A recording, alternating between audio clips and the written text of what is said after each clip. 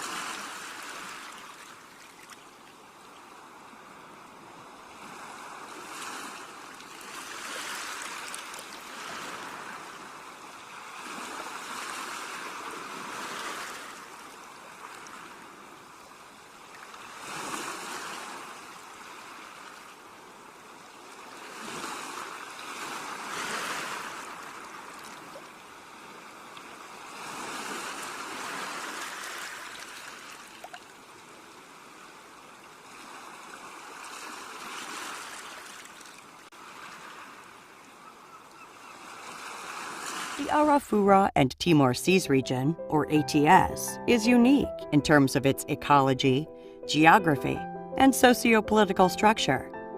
It is rich in resources and home to a vast array of natural wonders. Shared by Australia, Indonesia, Papua New Guinea, and Timor-Leste, this fertile corridor of tropical water connects the Pacific and Indian Oceans.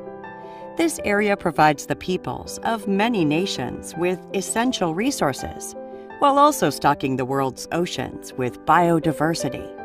Unfortunately, overfishing, marine and land-based pollution, loss of habitat, and the impacts of climate change create a major threat to most marine life in the region. This underlines the urgent need for a collective regional action and transboundary management of economically important fish species, critical habitats, and marine megafauna. Therefore, in 2006, the ATS Expert Forum developed and submitted a bid to the Global Environment Facility, which came to be known as the Arafura and Timor Seas Ecosystem Action Program, or ATSEA. The initial phase was officially launched in 2010 and created a regional collaboration tasked with finding sustainable solutions for problems affecting coastal and marine resources in the region.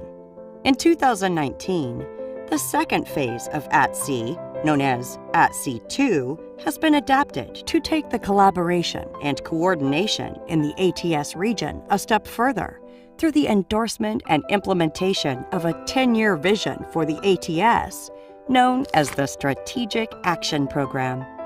It is made up of three main components. The first component focuses on strengthening the regional and national collaboration mechanism and establishing a stakeholder partnership forum to facilitate implementation of priority actions and better participatory processes. The second component focuses on developing an ecosystem approach to the fisheries management plan, strengthening the implementation of regional plan of action to combat IUU fishing, assessing marine and land-based pollution, establishing and supporting the management of marine protected areas, and developing a regional plan to enhance marine turtle protection. And the third component focuses on improving the monitoring of the ATS region and sharing knowledge gained from the project. Through the three components, ATSEA-2 aims to achieve its main objectives in the ATS to foster sustainable development in the region by improving the quality of life of its inhabitants through restoration, conservation, and sustainable management of marine coastal ecosystems for a better life.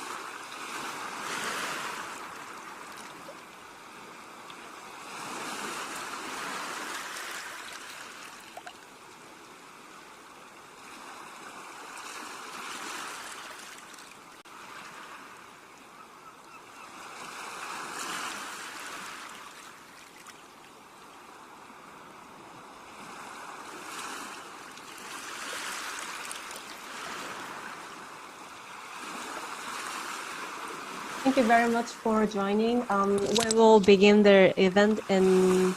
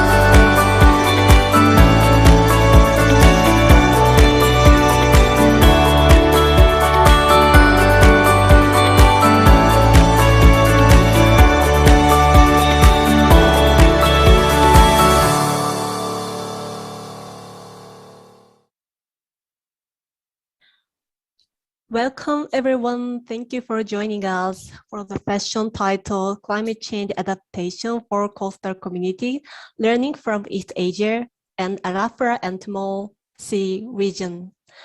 My name is Nagisa Shiba. I am a climate change adaptation policy researcher at the Institute for Global Environmental Strategy based in Japan. Needless to say, climate change is a primary concern in low-lying and coastal communities, which are particularly vulnerable to the impact of climate change. We shared awareness of increasing importance of the climate change adaptation. In this session, we will hear about great example in East Asia and Arafura and Timor Sea region on how to appropriately assess the risks and encourage community to take concrete and effective adaptation actions. Specifically, we would like to identify the role of science and policy linkage and community involvement that support adaptation action on the ground. We will invite distinguished and honorable speaker from the region, and now we have almost 100 participants from around the world. As a reminder of our Zoom etiquette guideline, please note that this event will be recorded, and we will correct your question for the Q&A session following the panel discussion. Put your question on the Q&A box as early as before or during the presentation so that our speakers should address them properly whenever possible. We encourage all of you to please identify yourself, write your name and organization. Question will be addressed on the first come, first served basis, considering the time limit of Q&A session. The question we can't address during the event will be answered by the concerned speaker via email afterwards. Please also keep yourself on mute unless you are speaking. Now we would like to invite Ms. Amy Gonzalez, the Executive Director of PEMSEA Resource Facility, for the opening remark. Amy, you have the floor.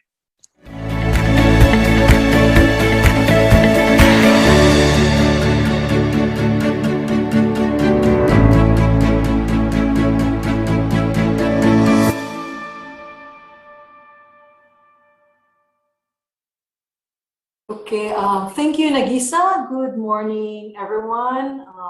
Dr. Handoko, the Regional Project Manager of the ATSEA-2 project, our distinguished speakers from Dr. Joanna Johnson, which is our resident climate change expert of the ATSEA-2 project, Dr. Brian Johnson of the IGES, Ms. Nisa Korn of Chanburi, it's nice to see you again, and Mr. Ekbal Alexander Pertabume. Friends, ladies and gentlemen, welcome to the collab webinar on climate change adaptation for coastal communities, learning from East Asia and the Arafura Timor Seas. Now, this Jeff UNDP PEMSEA Arafura Timor Seas Ecosystem Action Phase 2 project, or ATSEA-2 project, whose regional component is managed by the PEMSEA Resource Facility, is pleased to partner with the Institute for Global Environmental Strategies, or IGES of Japan, in organizing this event. IGES is PEMSEA's Regional Centre of Excellence on Climate Change and Disaster Risk Reduction. As Nagisa mentioned, this project is actually timely and relevant, given that the Asia-Pacific region is highly vulnerable to rising sea levels due to its low-lying communities and densely populated coastal cities. The region also has the highest proportion of weather-related disaster displacement of the world. Now, this seminar comes at an opportune time with the preparatory talks and subsequently negotiations leading up to the UN Climate Change COP, Conference of Parties, in November that will be held in Glasgow, Scotland. Now, this webinar will share progress on several climate change adaptation initiatives in the region, which would include the climate change vulnerability assessment, the implementation of climate responsive integrated coastal management tools, and the application of practical climate change adaptation decision-making guidance document for policymakers and other relevant stakeholders in the Arafura Timor Seas region, which can also be hopefully adopted in other large marine ecosystems. Now, this webinar is also part of a series of pre-Congress events leading to the International Conference and Ministerial Forum of the 7th East Asian Seas Congress. The EAS Congress is organized every 3 years by PEMSEA to serve as forum for sharing progress, accomplishments, good practices, and lessons learned among countries and stakeholders in the region and elsewhere. It also provides guidance for the further implementation of a regional framework and sustainable development strategy for the seas of East Asia. So the results of the discussion and recommendations from this webinar will form part of the EAS Congress conclusions and recommendations that will be presented at the International Conference on December 1 and also will be reported in the Ministerial Forum on December 2. It will also form part of the actions of the PEMSEA Roadmap 2030 and hopefully could help inform ongoing policy discussions and negotiations of the governments in the Arafura Timor Seas in preparing for the UNFCCC Conference of Parties 26 next month. Finally, I would like to thank the ATSEA-2 project and IGES for supporting the East Asian Seas Congress 2021, the resource speakers, facilitators, and participants, and the organizing team in both More Media and the PEMSEA Resource Facility for coming together to deliver this event. I will apologize in advance because I will not be able to stay for the entire event, but I hope that you will have a productive and stimulating discussion. Thank you very much.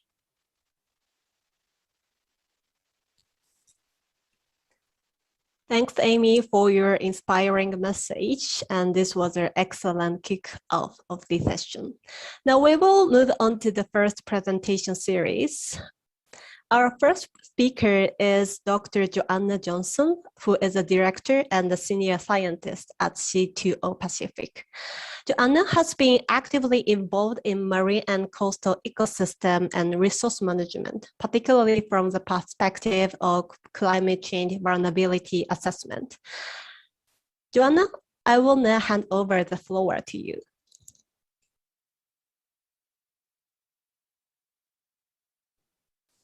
Thank you very much for that introduction, and good morning, everyone. As was just introduced, my name is Joanna Johnson, and I will be providing some context about the East Asian Seas and then the Arafura and Timor Seas within that, and about results we've had from the Regional Climate Change Vulnerability Assessment and helping communities adapt to coastal climate change in the region. So, as I said, I'll provide a broader context for the East Asian Seas, then focus down to the Arafura and Timor Seas region and vulnerability of marine and coastal systems, and then talk a little bit about a draft decision-making guide that's been developed to help local decision-making, which is such an important part of using science to inform management. And finally, provide a bit of an introduction to some case studies that are ongoing, testing this guide for decision makers, one in Indonesia and one in Timor-Leste, and then you will hear from our colleagues about specifically the case study in Oeseli in Rotendao, Indonesia. So the East Asian Seas region, as many of you are familiar with, very large region that encompasses multiple countries and the coasts and marine environments of those countries. It's an area of very high tropical biodiversity. It's actually encompasses the Coral Triangle area, which is the area of highest tropical biodiversity in the world for marine and terrestrial species. So very important from an ecological perspective. However, there are a lot of changes happening in the region, and for coastal and marine systems are really under pressure from these changes. And there are things like changes in demography, so population increase, a movement to urban centres and coastal areas, which are putting greater pressure on coastal resources and increasing the demand for coastal resources. Also social and economic development that again, you know, is increasing the demand for resources, and also climate change.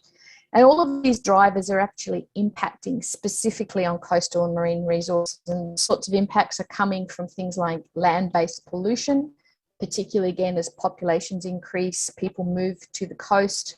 There's greater pollution associated with urban centres as well as agriculture. Marine debris coming from, again, both waste as well as from things like discarded fishing gear. Destructive fishing practices, overfishing and illegal fishing, poaching, and shipping incidents, particularly groundings and oil spills. So all of these pressures have been identified and are occurring in the region, and also increasing as we get these sort of social, demographic, economic and climate change that is continuing into the future. In terms of climate change for the East Asian seas, there has already been observed warming, and this is both air and sea temperatures, and importantly more extremes, is increasing extremes. So things like more heat waves or more marine heat waves as well have already been seen. There's really uncertain rainfall changes, so we're seeing both wetter and drier conditions, but what is noticeable already again are these extremes. So while some places might be wetter or drier, there's certainly been more extremes in terms of these heavy rainfall events or these longer dry periods or droughts. Sea level rise, as we already heard, has started, is being observed and is projected to continue into the future. And all of these changes are driving other changes. For example, increasing sea surface temperatures have been noted to cause coral bleaching. So heat stress can stress coral reefs and they bleach and can ultimately die, and that has impacts for the species that depend on those habitats as well as the industries that depend on those habitats. Expansion of species ranges as certain areas become warmer, species move, and declining productivity, particularly of important fisheries. Already as well, the oceans in the region have started to become more acidic. They're absorbing carbon dioxide from the atmosphere that is changing the chemistry, the pH of the oceans. And as they become more acidic, again, this is impacting the species and the habitats that are in the oceans, in coastal environments, and to a point where it is projected they will not be able to thrive or grow as well as they do now. And obviously these extreme events that I mentioned have already been observed, things like heat waves, droughts, more extreme storms, more severe storms and floods, and these are projected to continue. So while we have this backdrop of change that is happening in the region, we also have this ongoing climate pressure that is accelerating. Now, if we put that into context in terms of the people and the industries that are really important in the region, in East Asia, for example, we have 30,000 or over 50,000 fisheries jobs. Now, that actually represents 79% of all fisheries jobs in the world. So really significant portion of people get an income from fisheries. It also is the largest aquaculture producer, which is critical for both food security and for income and livelihoods. Taking that down to Indonesia, as an example, marine fishery production has increased a lot over the last 20 years, from about 4 million tonnes of fish caught each year in 2000 to 6.7 million tonnes in 2018. And that actually represents 8% of the global fish caught from the oceans. Indonesia is also the second largest producer of farmed seaweed in the world, producing 11 million tonnes in 2008.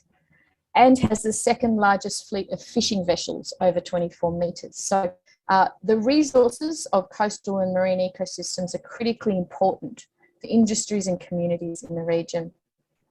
Now, if we look more specifically to the Arafura and Timor seas part of East Asia, we know that fish provide more than 50% of the animal protein that people depend on. And the region also supports, again, this really high diversity, particularly of migratory, rare and threatened species, things like marine turtles, whales, dolphins, sharks and rays. So from both a social and an ecological perspective, the region is really important. So now looking more at just at the Arafura and Timor Sea regions and the coastal ecosystems in the region, actually lies, and you can see there the map again of the Arafura and Timor Sea region that the ATSEA program is focusing in. And you can see that it lies at the congruence of two large marine ecosystems, the Northern Australian Shelf and the Indonesian Sea, LME. So these are important ecological large marine ecosystems, and the Arafura and Timor Sea region has both of them within its boundaries. These are highly biodiverse habitats, corals, mangroves, seagrass, and open ocean. There are many species of conservation interest, things that are migratory, rare, and threatened. And they also support critically important fisheries, tourism, and aquaculture, again, important for income and food. So obviously, it's just a smaller area of what I've been talking about earlier. The majority of the population lives on the coast, often in high density, and there are a number of threats from things like coastal pollution and development, overfishing, illegal and unreported fishing, shipping, oil and gas mining, and marine debris. So that's the context for the region, and climate change is that additional layer on top of all of those pressures. It's also got really complex ocean climate processes. So you can see in that map there that there's really complex currents and tidal flows, and we saw that earlier in the video. It actually has the Indonesian flow, which is a warm water current that connects the Pacific Ocean with the Indian Ocean. So two very large oceans, and that connection and those currents actually drives the climate, not just in the region, but more broadly. So it actually has a role in driving global climate. And all of those currents that you see that go between the islands actually are very complex and have a very important role.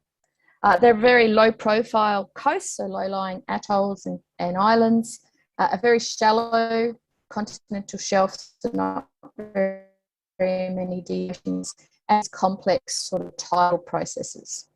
So you get very fast currents that run through the region and very high energy tides, which obviously has an influence on habitats and species that live in the region, how they are exposed to changing climate, and obviously the communities that depend on them. It's also a generally low saline environment because it is shallow, and also because there's quite high rainfall, particularly in the monsoon season. So a very complex system, but very important from a climate perspective. So all of the resources within the ATS region, it is a biodiversity hotspot. It has a role in regulating global climate. Obviously support very important high value fisheries and employment associated with those fisheries. It provides primary sources of protein for millions of people. The coastal resources also support other industries and sectors like tourism, shipping, oil and gas exploration. And there's also an important role of coastal resources in providing protection for villages and cities along these low-lying coasts. So a really important resource, and one that is already under pressure, as ATSEA-1 identified so clearly. To give you a sense of how it is a biodiversity hotspot, there has been many species of coral, reef fish, mangroves and seagrass identified. The ATS region, in fact, has 25% of the world's mangroves in area. So that's quite a large area of the world's mangroves for a region that is relatively not that large. There are also many species of rare and threatened turtles, dugongs, sharks and rays, whales, dolphins, many migratory species of whales and dolphins as well, and then nesting species that visit during breeding seasons, things like shorebirds, seabirds, and again, turtles. So really important biodiversity, which obviously supports the ecosystem function and then the communities and societies that depend on the region's coastal resources. So climate change was identified as a primary environmental concern in ATSEA, the first phase of ATSEA. And as I've said, the impacts in the broader region as well as in the Arafura and Timor Sea region have already been observed. And what this does is it actually adds to the existing pressures and threats on these coastal resources. So the vulnerability assessment was set up to try and understand what species and habitats are most vulnerable to climate change, and what is driving that vulnerability, so that adaptation options could be identified to minimise vulnerability and really help those resources be maintained into the future. So to give you a sense about how all of this interacts and this cascade of effects, what we have is an ocean and coastal system that really supports the whole of the region in terms of habitats and species. And if that changes, it actually influences the habitats and species. So as climate change affects the oceans and the coasts, habitats and species are impacted, as are things like the fisheries, both oceanic and coastal, that are derived from those species, and the aquaculture that is farmed along the coast. And then there's a cascade of effects down to things like economic development, revenue, food security, and livelihoods. So it's really important to understand the vulnerability of the habitats and species that so many sectors people depend on to climate change, so that you can minimise or have adaptations that help minimise that vulnerability and hopefully can maintain the goods and services that those resources provide to people. So the vulnerability assessment focused on the Arafura and Timor Seas region, but it was divided into 5 sub-regions. And that was done because most of the adaptations that were likely to be implemented were going to be on a jurisdictional level. They will be different as different countries have different legislations and regulations. So the 5 sub-regions represent different jurisdictions. They also represent, the general movement of species and a manageable area in terms of the sorts of fisheries that are targeted. So we had 5 sub-regions that were assessed.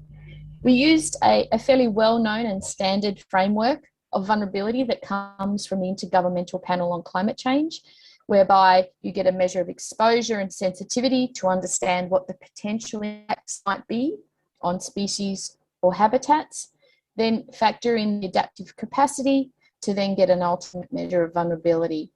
And the vulnerability is relative, so it gives you a sense of the most vulnerable species or habitat down to the least vulnerable species or habitat in that particular sub-region. And ultimately, by being able to look at what is driving that vulnerability, what is the source for each species and each habitat, you can identify some adaptation options that might minimise that vulnerability. So exposure for the analysis was based on 2 future climate change projections for the region. That is a medium emissions scenario of RCP 4.5 and a high emissions scenario of RCP 8.5 out to 2070, so about 50 years in the future. RCP 8.5, the high emissions scenario, is essentially where the world is tracking at the moment and is what we call business as usual, whereas the medium emissions scenario is when hopefully the global community can reduce emissions and reduce the scale or the magnitude of climate change into the future. Then the sensitivity indicators that we used came from a range of sources, basically published data about what we know about how species or habitats respond or react to climate and changes in their environment. So this is the ecological data, as well as expert elicitation, so using local knowledge in each of the countries and what they know about not just how species respond, but essentially people and industries and the likely options for change or adaptive options for change within those sectors and communities. So a range of data was used, and then we did the analysis using that formula you see on the screen to get a relative vulnerability for the species and the habitats that we assessed. So the species that were assessed were species of conservation interest, and these were all identified again by the different countries and specialists and experts in those countries so that they're relevant to current industries, current community needs, and current management actions. So species of conservation interest, fisheries species that already have a high annual catch by weight or value, therefore important for both food security and livelihoods, as well as species that are identified for possible future exploitation. So might not have a current high catch, but maybe in the future develop further. And this included, the species in the end included a range of biota, so finfish, as well as crustaceans, whales, dolphins, sharks, rays, sea cucumbers, a whole suite of different types of species. We also assessed 5 habitats based on their role to support the species that are in the region and also provide coastal protection and support ecosystem structure and function. So they were coral reefs, coastal coral reefs, seagrass meadows, mangroves, deep reefs, so those that are over 40 metres in depth, as well as open ocean. And you can see in the map on the right there that the mangroves are in green, the coral reefs are in dark pink, and the seagrass areas are in light pink. So lots of coastal habitats that are accessed on a regular basis by communities and that provide critical habitat for many species. In Indonesia and Arafura sub-region, we assessed 27 species, and here they are divided as species of conservation interest, current fisheries species that are targeted, and then other species, which include those that are either possibly going to be exploited further in the future or that have other values. In the Timor-Leste sub-region, we assessed 24 species, again listed here. And in the PNG sub-region, we assessed 7 species. It was only the small part of Western Province that was included in the assessment, because that's what's part of the Arafura Timor Seas region. And so it was, again, just those species that are currently important from a fisheries perspective or from a conservation perspective. And while we also assess species in the 2 Australian sub-regions, so that northern part of Australia, because the management recommendations and the adaptation recommendations are focusing on Indonesia, PNG and Timor-Leste, and we are not providing recommendations for Australian waters, I'm not going to show those listed here or specifically focus on those, but there was about 22 species also assessed in Australian waters. So the first thing was to understand what the climate change projections are for 2070 under this medium and high emissions scenario to the future.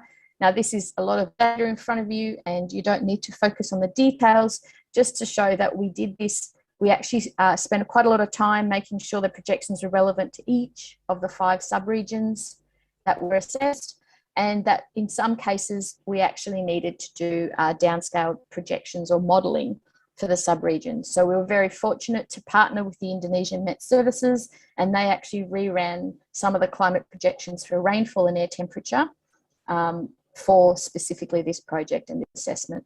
Similarly, NOAA in the US reran some of the projections for ocean chemistry and sea surface temperature for this assessment. So in many cases, this is the latest projections for this part of the world under the latest global climate models. In other cases, we needed to draw on more global projections and where they were available. So, for example, for storms and cyclones, they're global projections out to 2100. But this is the data that was used as the exposure part of the analysis. And just to summarise that for you, for the ATS region, basically there's going to be warmer sea temperatures, hotter air temperatures, more extreme rainfall, but that, remember, is both wetter and drier. So there's still quite a range of rainfall projections for the ATS region, more acidic oceans, more intense storms. So while there might be fewer, the ones that do occur are expected to be more severe, and sea level rise will continue. So that's the general projections for the ATS region. And I'm just going to show you, though, that they actually are different depending on where you are located in the region. So they are spatially variable. And this is the new projections that were done specifically for this ATSEA-2 vulnerability assessment by NOAA and the Indonesian Met Services. And you can see that it's not uniform across all areas of the region. On the left here, we have sea surface temperature, and on the right, we have air temperature, with the sort of the blues and the greens being less of a change, and the oranges and reds going through to more of a change, so getting hotter. And you can see that obviously the northern parts of Australia are projected to become hotter much faster than, say, parts of the Arafura Sea. While for air temperature, PNG and West Papua, particularly in the highlands, is going to get hotter faster than some of the islands, and that inland areas will become hotter faster than coastal areas.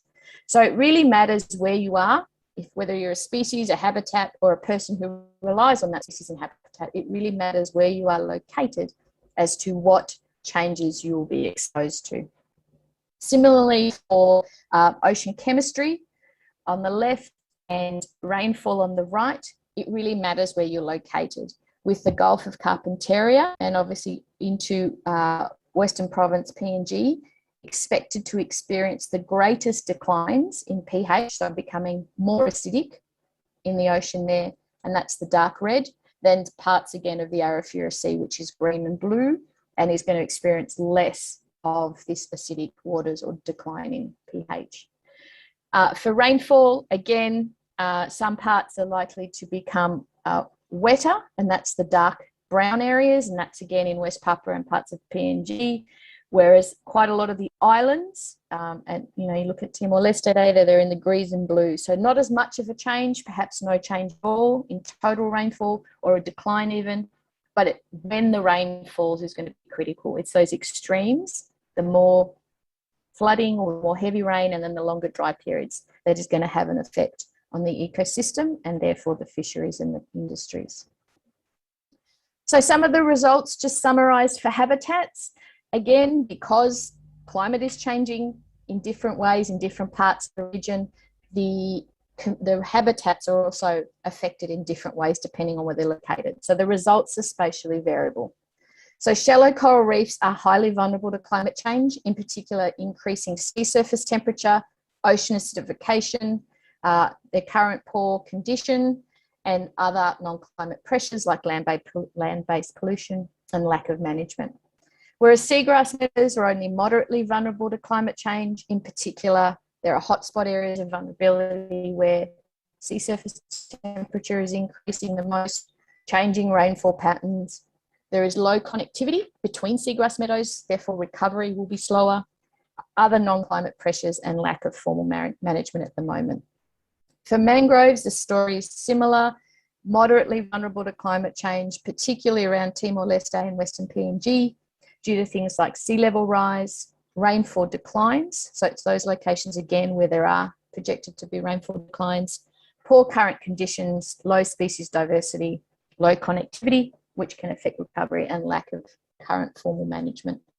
Deep reefs are less studied, but we do know that they are vulnerable to things like increased temperature, ocean acidification, and changing temperature at depth that will also affect oxygen levels in deeper waters and affect circulation. So to show you again how that varies by location, if we look at the results for coral reef vulnerability on a map, we can see that the areas that are yellow have lower relative vulnerability or low relative vulnerability than the areas in red and dark red that have high relative vulnerability. And clearly there's some real hotspots of vulnerability around Timor-Leste and in the Indonesia Arafura subregions, particularly around Rotendao and also Manatutu, as well as Chul in the Arafura Sea. So these are the areas, the dark red, that are the highest vulnerable coral reefs to climate change. And we know why, because we've been able to look back through the analysis and really specifically identify why each of those areas is dark red and highly vulnerable. For seagrass, again, if we look at it on a map and how it varies by location, you can see, again, going from blue, relative low vulnerability, to dark red, relative high vulnerability, that again, there are some hotspots of vulnerability in the Gulf of Carpentaria, and that's driven by that sort of really high changing ocean acidification and temperature there, and also in parts of the Indonesia Arafura Sea area and northern Timor-Leste. So this really gives a good sense of where you have your highly vulnerable habitats, which will obviously influence species as well, and where perhaps communities might to see the greatest changes sooner, so where local actions will be needed. If we look at the species result on a general level, and obviously all of this is published in a lengthy report, and people are welcome to go look at that for more details, but again, the results are spatially variable. The species, depending on where they live, where they breed, where they feed, whether they have a wide range or a small range, are differently affected or vulnerable to climate change. So we ranked all of the species for the 5 subregions from the highest to lowest vulnerability. We identified the drivers of their vulnerability for each species in each region. And we also identified a series of adaptation recommendations to minimise specifically those drivers of vulnerability and target management to where it's needed the most. And so to give you a snapshot, as I said, the more detailed information is available in the report. These are the 5 most vulnerable species in each of the 5 subregions. Now you can see they're different in different subregions, and that's because there's different exposure to climate change. There's different management in each region, different exploitation rates, for example, for fisheries. So that really matters when you're assessing vulnerability, and understanding that and then being able to go back and target the things that are driving vulnerability. It's really key to making a difference and having successful adaptations. So for each of these, we have recommendations how you can minimise their vulnerability and promote their long-term sustainability. Ultimately, for that, we realised that the regional results are at a bigger scale and can be very technical and complex. And in order to use that for local decision making, we needed some sort of mechanism or tool to take it down to the sort of community level. So we've developed a draft guide for decision makers, which is essentially a non-technical summary of all these regional results. And it has a series of tools or templates to help managers or NGOs act as facilitators and work with communities to really use those regional results, but put them in a local context and really help inform local assessments. So ultimately, they can apply these at a local scale and help develop local actions that are relevant to their conditions and their circumstances and for the resources that are important for each community.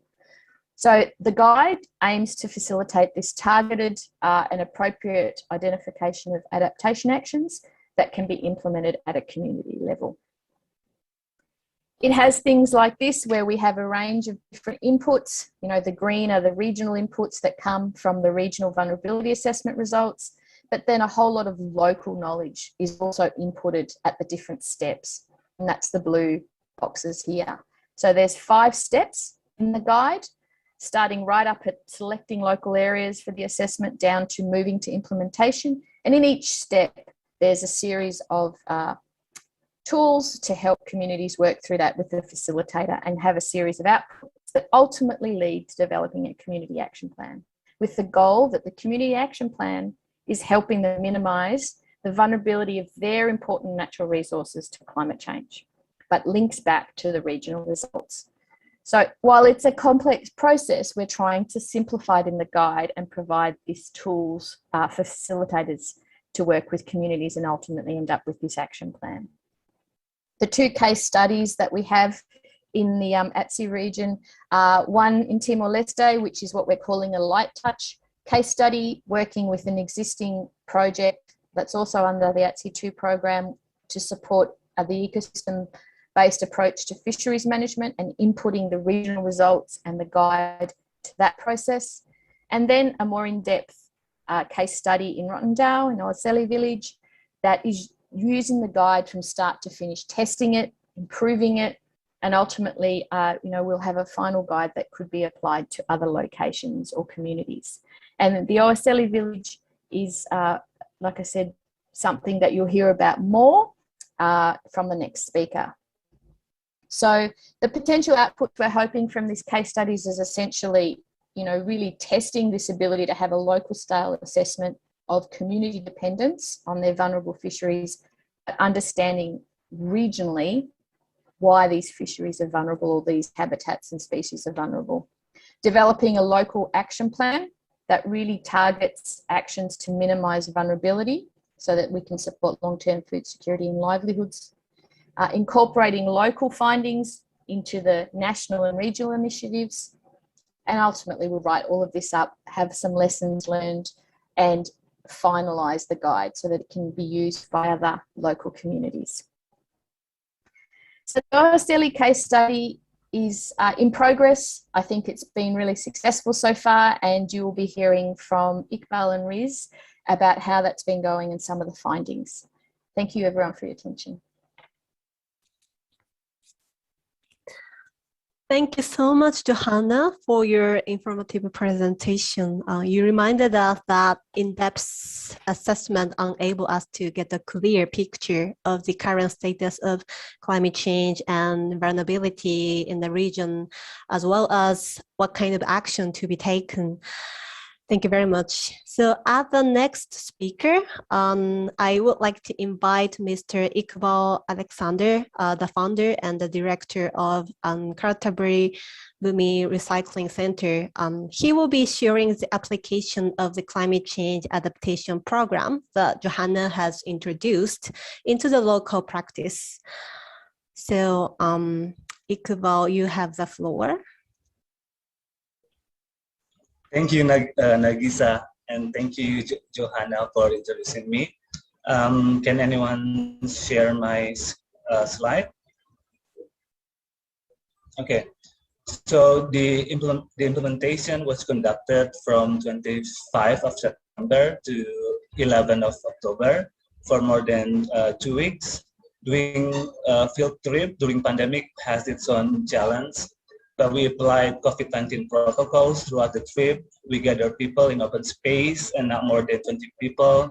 And we tested the guide for decision maker using the regional climate change vulnerable assessment in Rote and Dao to explore both the relevancy and the effectiveness.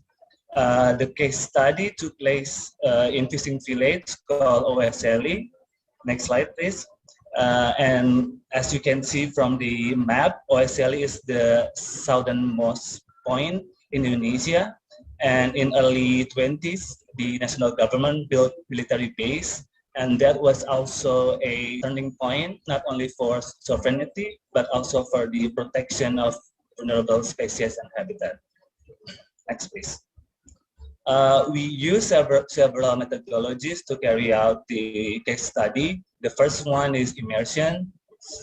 So 7 field researchers were immersed in OSLE village for 4 days and nights to build rapport, informally chat, listen, and observe day-to-day life, what they eat, how they work and play, and how they perceive environment.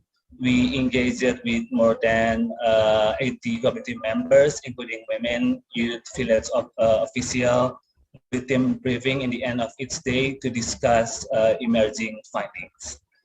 Next, please. The village is about an hour from the district capital in Ba'a.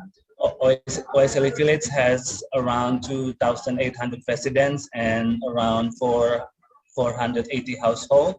This picture is the weekly market every Wednesday morning that sell most of household necessities from food to clothes.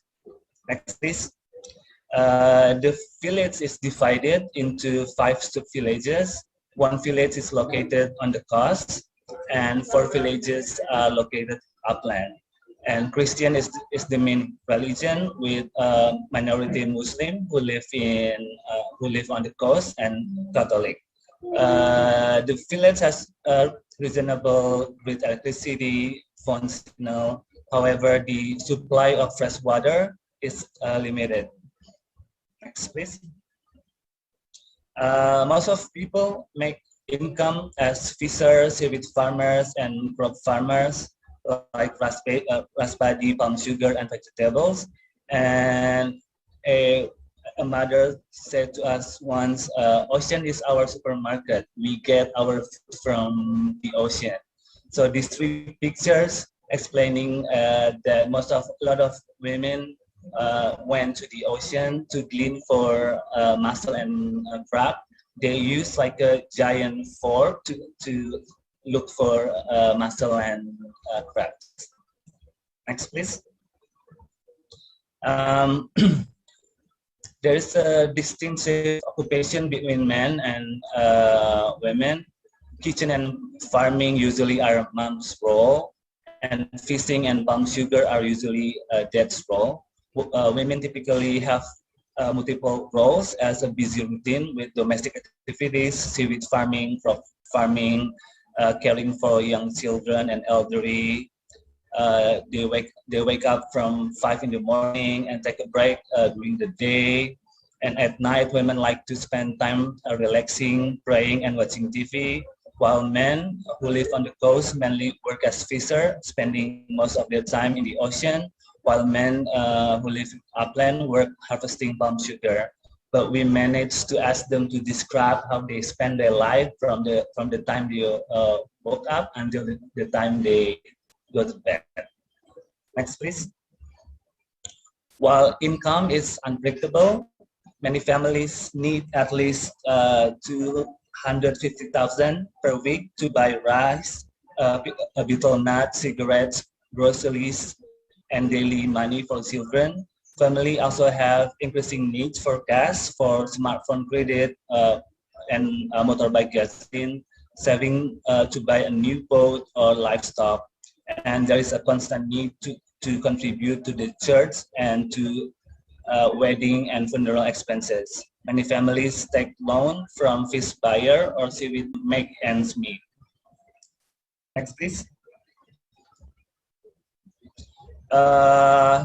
Youth prefer formal occupation like village official, military officer, police officer, teacher, because they provide steady income and social status.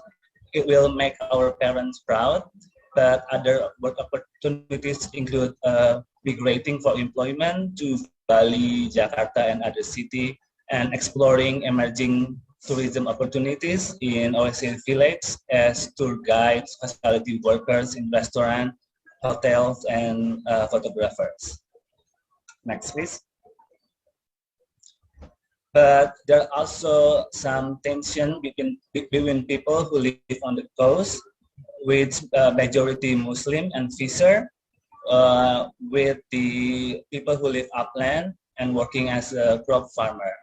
People who live in the coast, they are new settlement with residents that have lived in the area for decades, coming from South Sulawesi, but all freshwater sources are upland. So people who live in the coast is highly depending on the upland to get access to fresh water.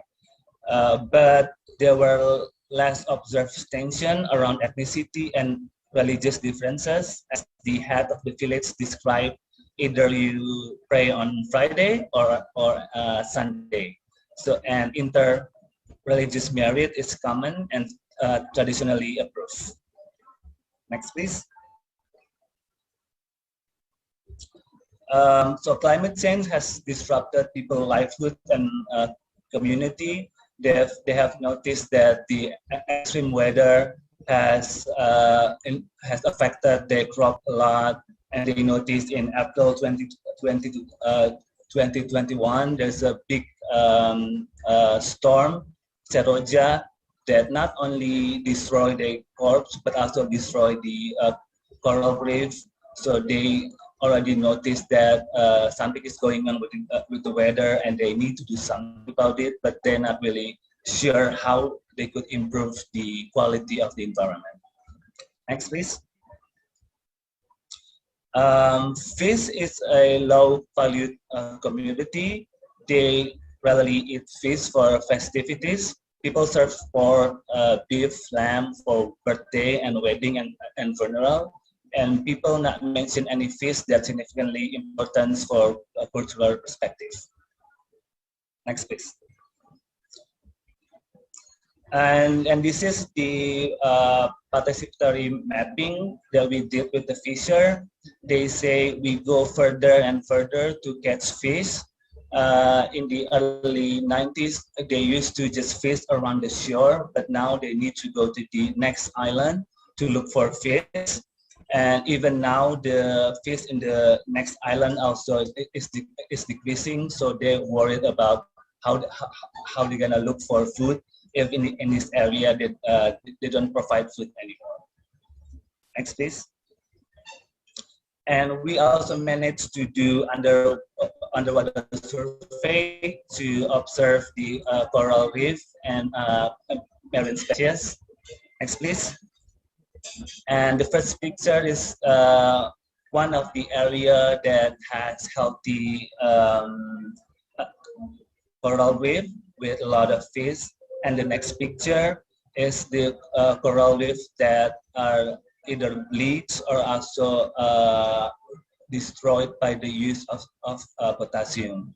But around the OSLE village, there are more area that has destroyed coral reef than the healthy one. Next, please. And we also managed to go fishing with the fishermen, and this is the typical harvest from the fishermen. Usually they manage to catch more than 20 fish each day. And next, please. And we also did participatory mapping just to identify the location of the fish and also the habitat. So we know where's the contamination and also the location of the coral reef that's been destroyed. Next, please. And from this map, we identified the location of habitat. The green dot is the location of mangrove, and the blue dot is the location of seagrass, and the pink dot is the location of coral reef. The pink dot with the stripe in the middle is the location where coral reef has been destroyed. Next, please. Reef has been destroyed. We were the fish bombing since 80s and prevalent. People said that the reef needs up to 20 years to be fight, but there is nothing we can do anymore. Next, please. Next, please. And people said that you can eat all kind of fish, locally expressed as kebas, so they will eat any fish they found. Although women said that ikan fish mackerel are the cheapest and most viable fish to catch and to buy locally. Fisher met on returning from fishing and caught red snapper, rock cod, and also emperor.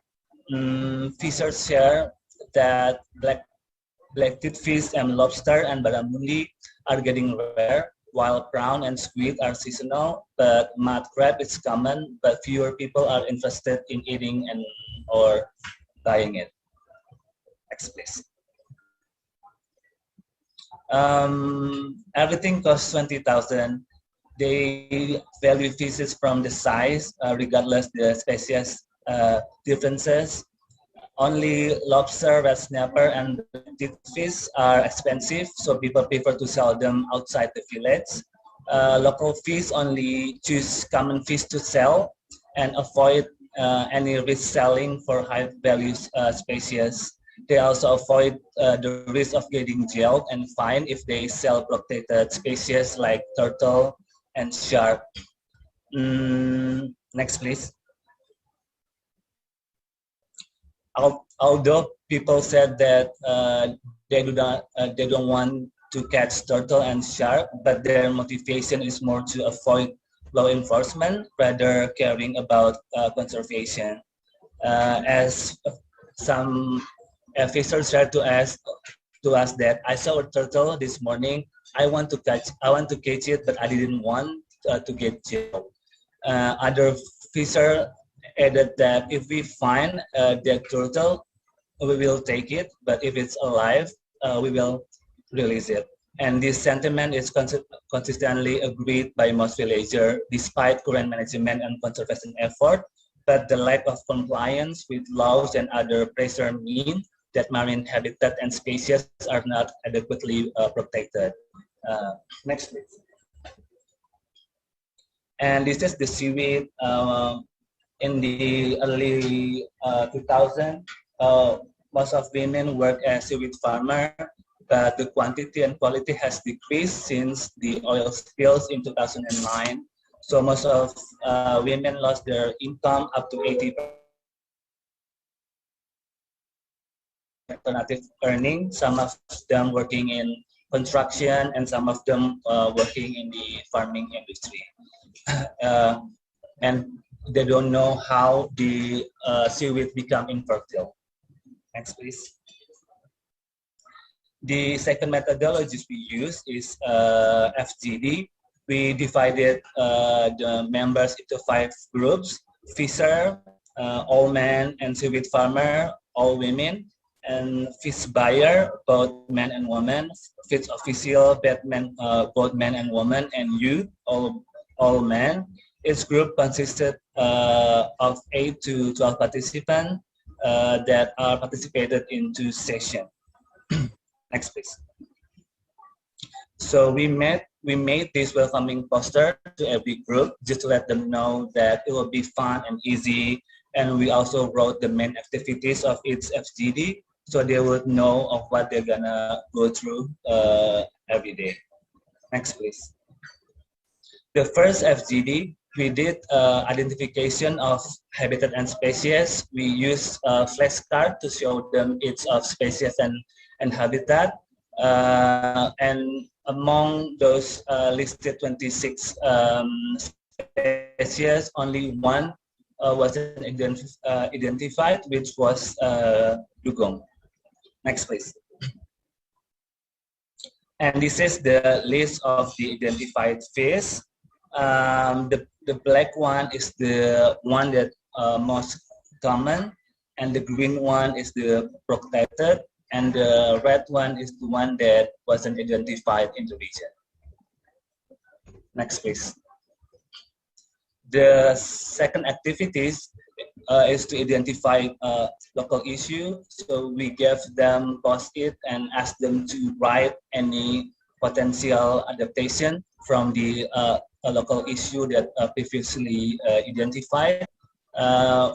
So we discussed the range of potential adaptation. Next, please.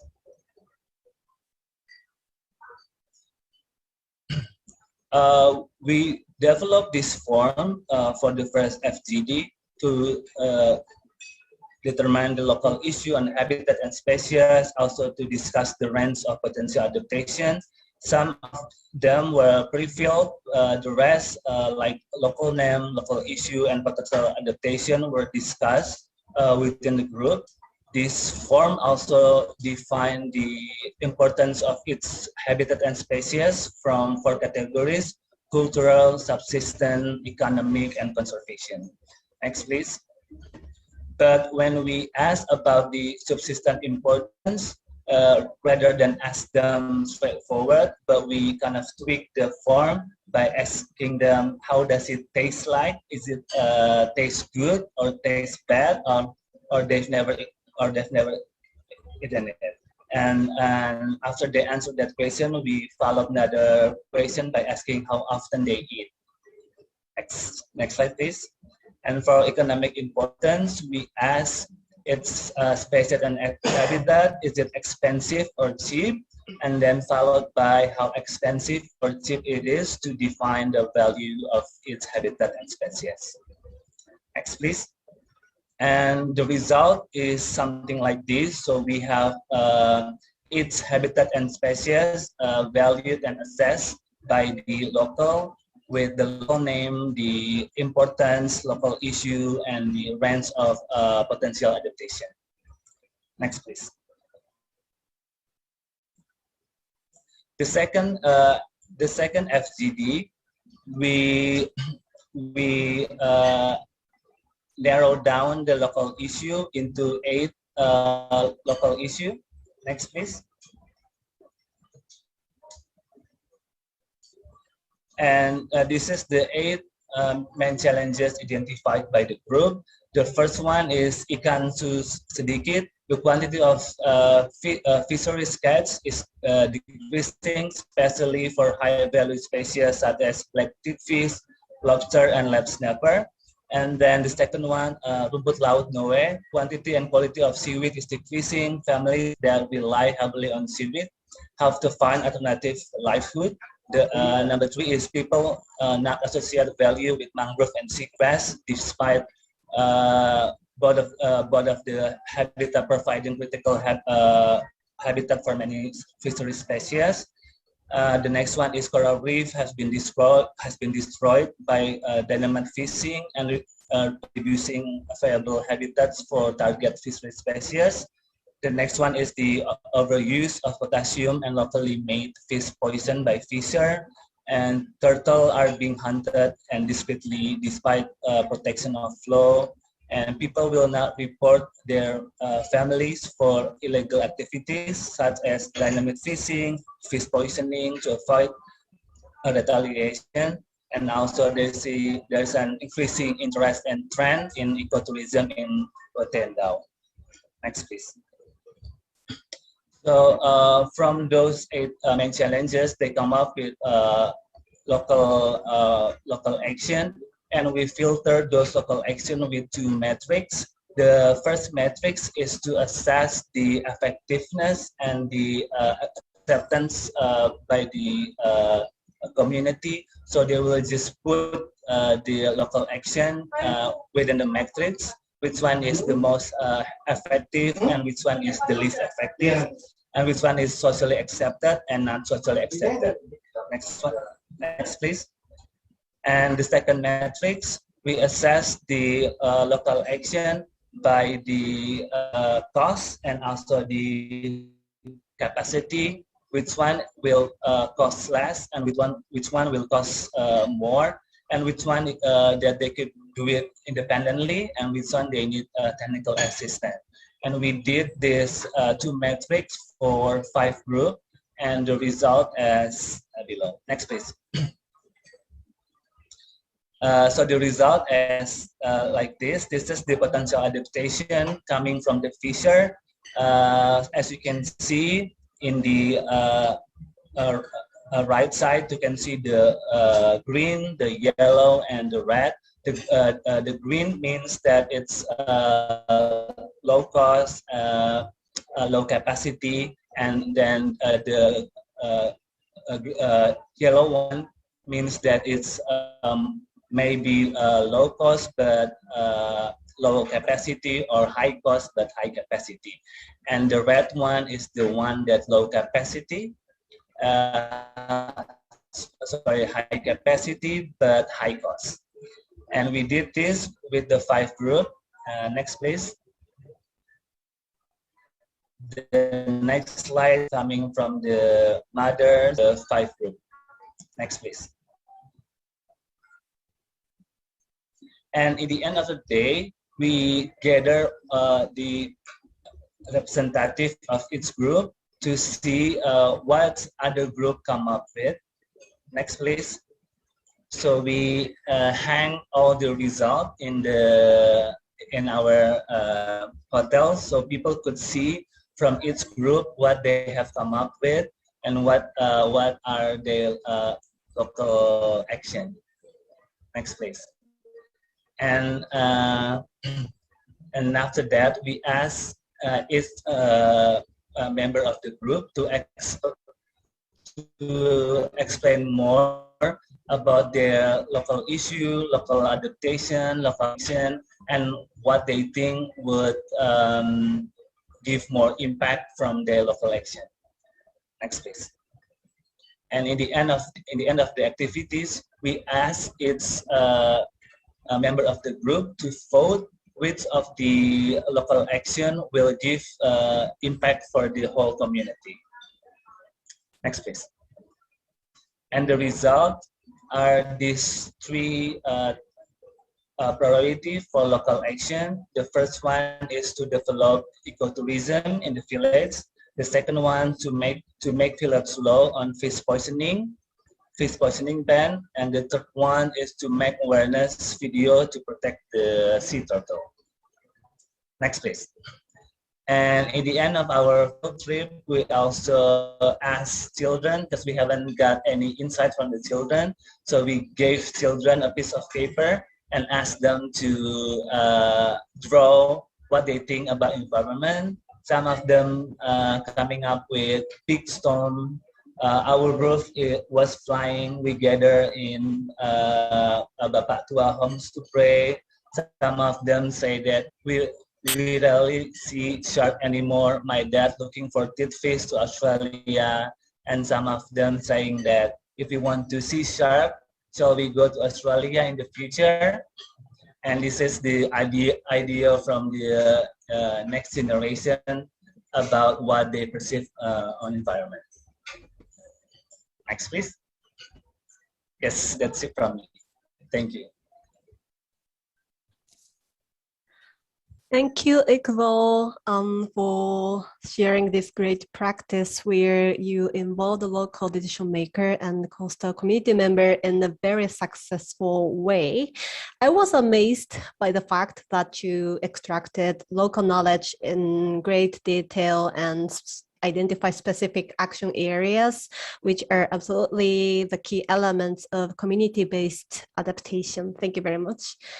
To move forward, let me invite Ms. Christine Ingrid Nasise, who is a policy and research-based management specialist at ATSEA-2 project. ATSEA project is a regional partnership program in Arafura and Timor Sea regions, and Ingrid is coordinating the implementation of activities and setting up the monitoring system for the region's strategic action. So, Ingrid, you have the floor.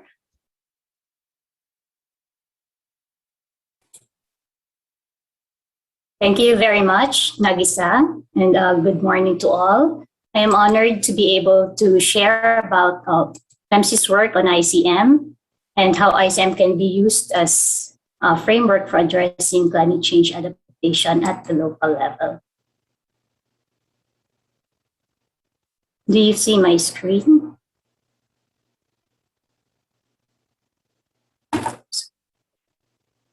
Sorry.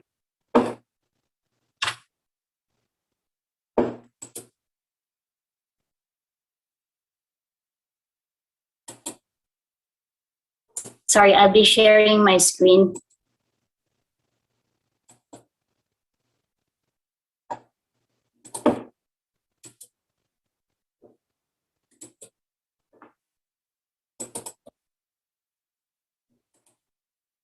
Yeah, we can see the screen now. Thank you. So as we have seen from the earlier presentations, coastal areas and communities are at the forefront of climate change impacts, which amplify existing non-climate related threats and increase the overall vulnerability of natural and human systems in coastal areas. So climate change is such a cross-cutting issue that adaptation to its impacts must take place at all levels of government, and the important role of the local government in this effort is well recognized. And with the wide-ranging actions needed for climate change adaptation, good governance is a critical element of the response at all levels, with the recognition that institutions at all levels need to build on what already exists and learn from experience, while at the same time working towards more streamlined action. And integrated coastal management, or ICM, has been one of the existing management frameworks that have been recognized as potential frameworks for addressing climate change. There are many definitions of ICM, and the two that are presented here have highlighted as an interdisciplinary and intersectoral approach, and a management framework that employs integrative, holistic, and interactive planning processes in addressing problems in the coastal areas. So ICM is based on the principles of ecosystem management and integration and coordination, horizontally across sectors and vertically across the different levels of government, and adaptive management, which provides flexibility to act or adapt in response to various factors, including policy and political changes and new or emerging issues. The concept and practice of ICM began in the United States in the mid-60s, and it was introduced to other areas, including Southeast Asia, in the early 80s. It was recognized as a framework for sustainable development in the early 90s, and over the years, as a management framework for implementing various instruments addressing priority environmental issues, including climate change. In the mid-90s, national efforts on ICM in East Asia increased with donor support. So this includes the series of PEMSEA projects supported by GF and UNDP, and with the issuance of supporting national policies and legislations in most countries in the region. So currently, 40% of the coastline of the East Asian Seas region are covered by ICM and related practices, which contribute to achievement of various sustainable development goals, or SDG targets, at the local level. And practical experience in the application of ICM in the East Asian region over the past 30 years has led to the development of a common framework for sustainable development of coastal areas through ICM implementation, or SDCA framework for short. And this framework covers a system of governance that promotes integration and coordination of policies and functions across agencies, levels of government, and sectors. Several issue-specific management systems critical to achieving the overall goals of sustainable development of coastal and marine areas, including climate change adaptation. Partnerships to strengthen and accelerate on-the-ground actions. A state-of-the-coast reporting system for assessing and reporting progress in ICM implementation, an ICM code to guide national and local governments and recognize efforts in sustainable development of coastal areas, and an ICM development and implementation process that can guide the development of these various elements in the framework. So these sustainable development aspects represent one or more priorities of local governments depending on environmental conditions within their respective areas of jurisdiction. With ICM implementation, these different SD aspects are addressed in an integrated way. In the same manner, the impacts of climate change and how these could be addressed could also be considered in an integrated manner across these management programs. And the application of this framework is continuously evolving with experience and time and in response to global and national and emerging concerns. So the different elements of the SDCA framework are developed through the application of this ICM program development and implementation cycle, which has been tested and applied by PEMSEA for close to 30 years across varying social and political systems in the region. And the cycle is similar to a typical PDCA or Plan, Do, Check, Act planning and management process, but expanded into 6 stages. And the first, or the initiating stage, focuses on the establishment of a multi-agency and cross-sectoral coordinating mechanism for ICM program development and implementation, and the initiation of baseline assessment using the SOC report or similar profiling tools.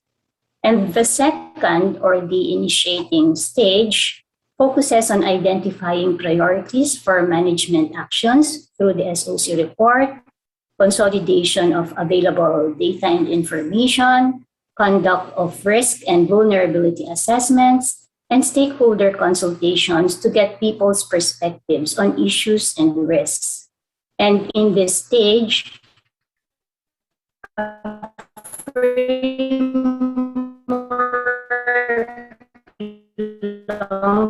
long-term strategies in order to achieve shared vision. And plans for systematic public awareness and participation and capacity development activities to support ICM implementation are also prepared. And in this stage, availability of climate change-related information and conduct of climate change vulnerability assessments are important to inform the development of a coastal strategy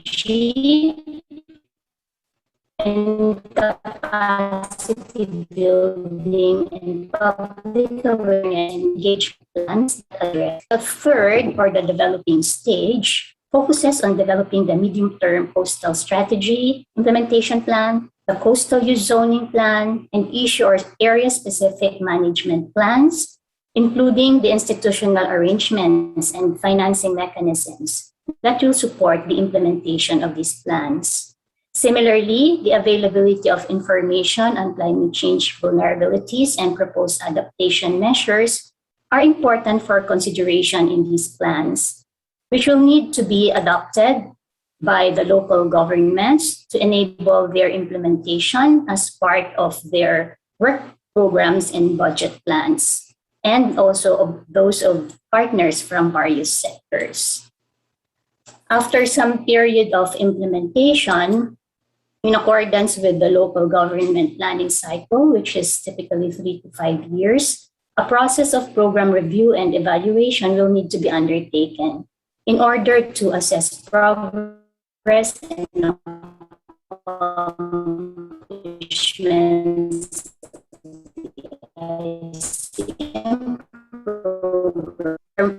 and actions in place for the next cycle. So a particular local government goes through the ICM cycle. Key governance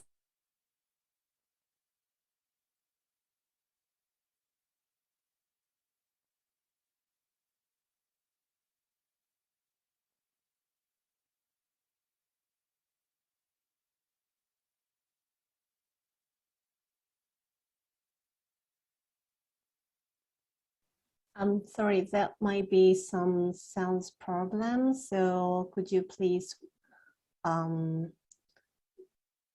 wait until the problem is fixed? Thank you very much for your patience.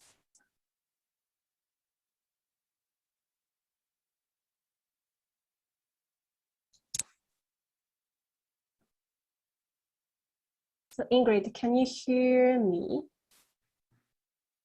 Hello. Oh, hello. Yeah, we can hear your voice. So maybe you can continue your presentation. Oh, okay. Sorry, Nagisa. Where did you lose me? Well, can you share your screen again? All right, sorry. It's okay, totally fine. Yeah, we lost you for just a few seconds, so it was totally fine. So just go to Really sorry. slides.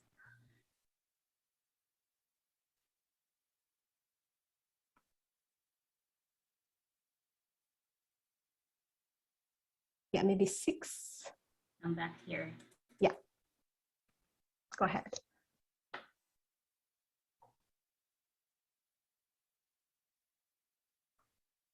Okay, can you see it and can you hear me? All right, so yeah, so this is the ICM development and implementation cycle. And after some period of implementation in accordance with the local government planning cycle, which is typically 3 to 5 years, a process of program review and evaluation will need to be undertaken in order to assess progress and accomplishments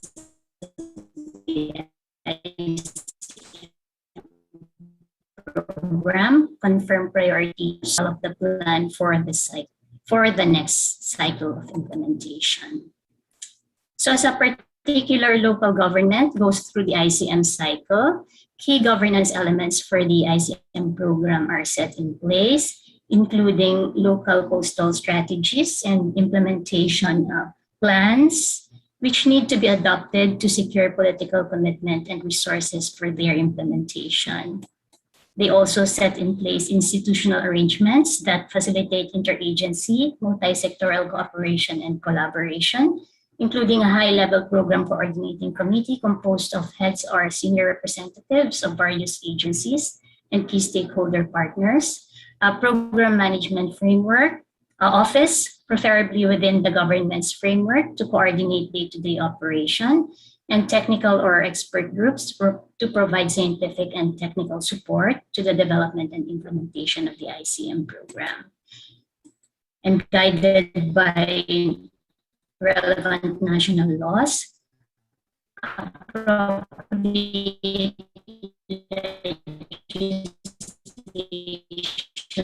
are also developed or implemented at local level to support integrated management, enforcement of coastal land and sea use planning, and peace education and engagement are systematically implemented at the local level of the needs of the ICM program.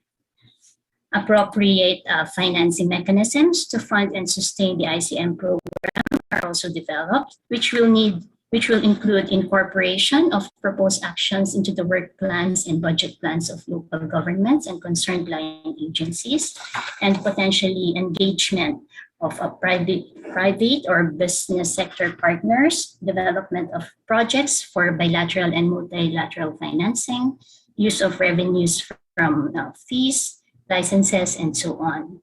And capacity development should also be undertaken in such a way as to develop local capacities for implementing the ICM program and partnerships with existing learning and research institutions. And local governments in ICM sites are typically supported by local universities in capacity building and various aspects of the ICM program. So this slide shows some considerations or examples within the ICM governance system that support climate change adaptation measures, so which include policy strategies and plans on natural resource and coastal protection and disaster and emergency preparedness, among others, the interagency multi-sectoral coordinating mechanism, the technical and experts advisory groups that are already in place, and the human and financial resource commitments to support implementation of proposed actions, legislations on ICM, land and sea use planning and enforcement of sectoral legislations, also tools to help communities and governments build consensus on ways to minimize identified risks, also capital support for infrastructures that are resilient to the effects of climate change, and disaster preparedness activities, including simulations, demonstrations, and drills, and so on. Now, the governance system that promotes integration, collaboration, and partnerships and promotes science and policy interface should also support the integrated development and implementation of the sustainable development aspects or management programs in accordance with the priorities of the local government and stakeholders. And as I mentioned earlier, results and recommendations from vulnerability assessments are important to enable the incorporation of climate change adaptation measures for the sustainable development aspect. Various ICM sites have developed programs and implemented measures in accordance with their priorities and capacities. So include addressing national and man-made hazards, including floods and oil spills, and habitat protection and restoration activities, including establishing MPA and MPA networks within the broader ICM system, water conservation and use measures, various measures to reduce pollution and manage wastes, including those that engage communities, and various measures for sustaining fisheries and developing alternative livelihoods. So this slide shows some examples of measures across the sustainable development aspects that support climate change adaptation, which we will not go through one by one, but include, for example, use of soft engineering approaches like mangrove reforestation to improve coastal protection, various coastal habitat restoration activities, watershed management, groundwater management, alternative livelihood programs, and waste reduction, segregation, reuse, and recovery activities. So the SDCA framework also includes state-of-the-coast reporting system that developed also based on the elements of the framework that assess progress of local governance in ICM implementation.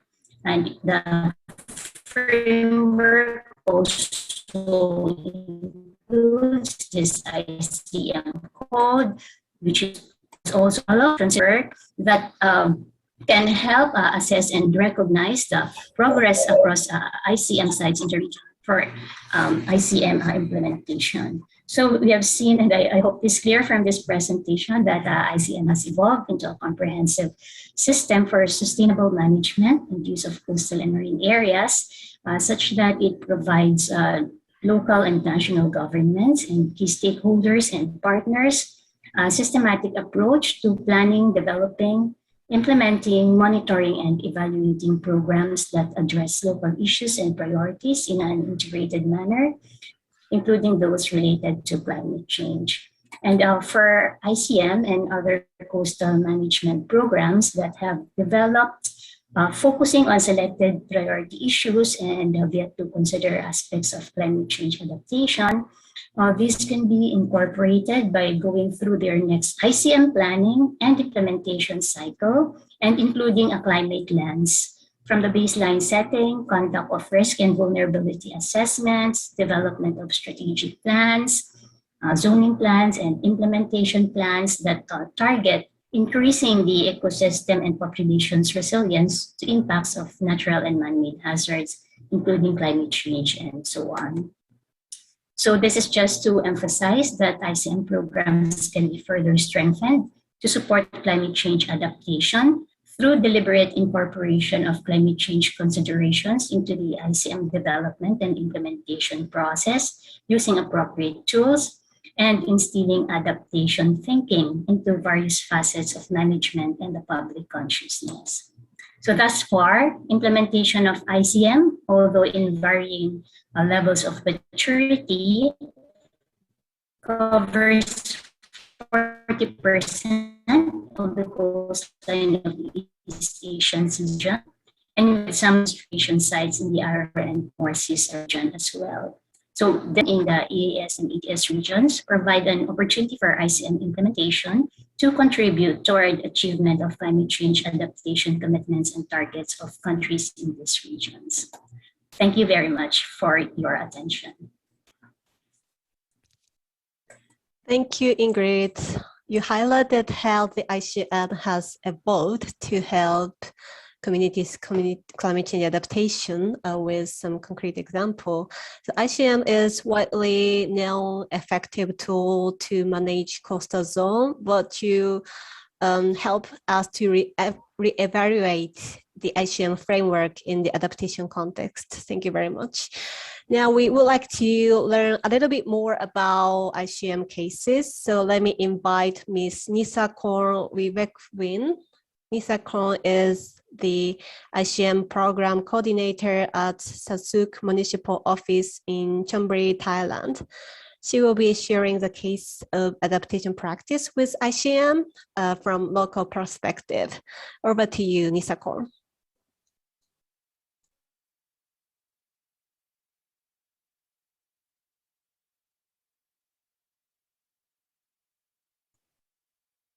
Good morning, everyone. Let me share screen to my presentation.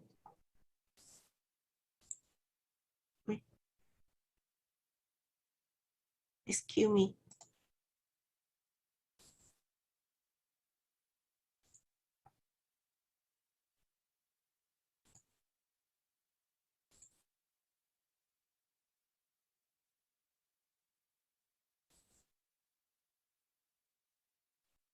This is all right.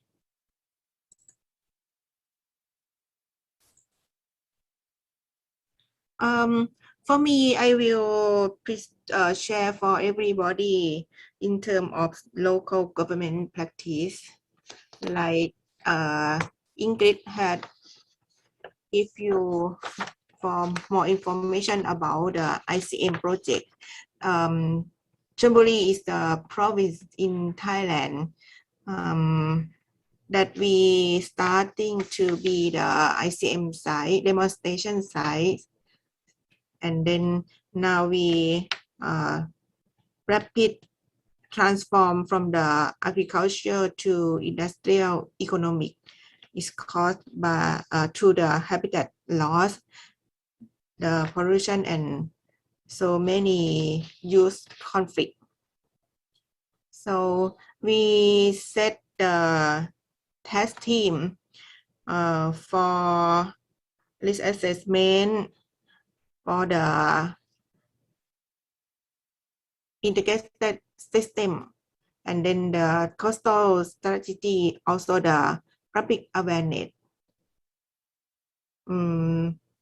Because at that time we are do the individual organization, we not the integrated to work together. So many information we choose to collaborate. The many environmental issues gathering from that team. The coastal strategy that we set the vision and our mission to considering priority concern identified from the risk assessment and stakeholder consultation. I want to back for Chonburi province. We start with the 5 local government, and then we try to do together within 5 local government.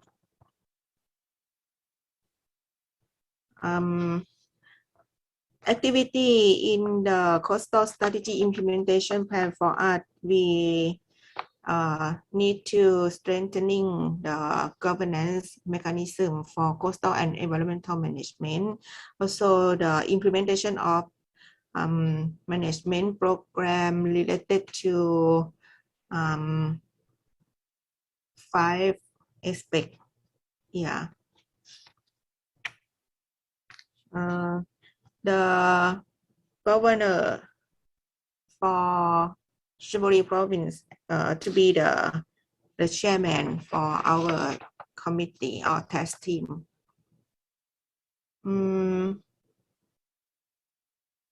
That the 5 local government at the initiate, now we scale up in terms of the geographical to cover the coastline, province coastline is including 26 local government, and then we collaborate to another land local government in inland also.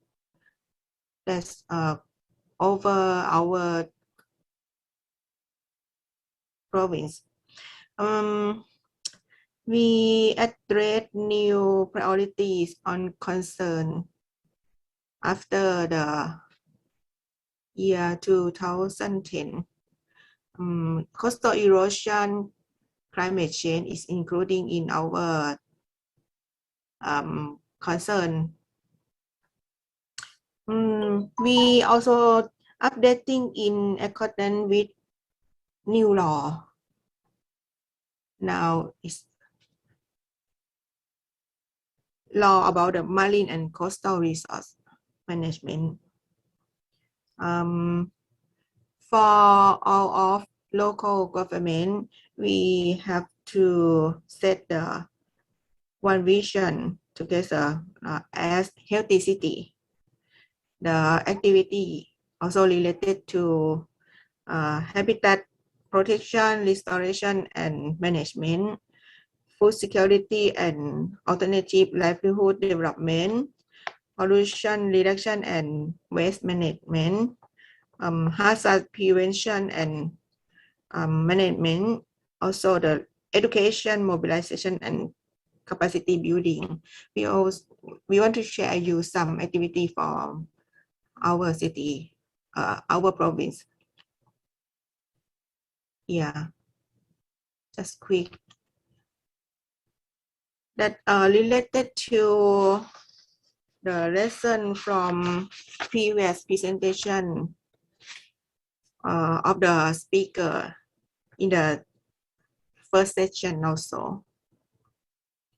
That action to pollution reduction and waste management. That the hazard prevention and management. Because our city, we are the oil tanker and seaport zone. The mobilization and capacity building for all sectors to involve, especially the community-based environmental monitoring. The financing mechanism mobilization from all resources is under the law and also the by CSR program from each. We transform the ICM from project-based into a local government program right now.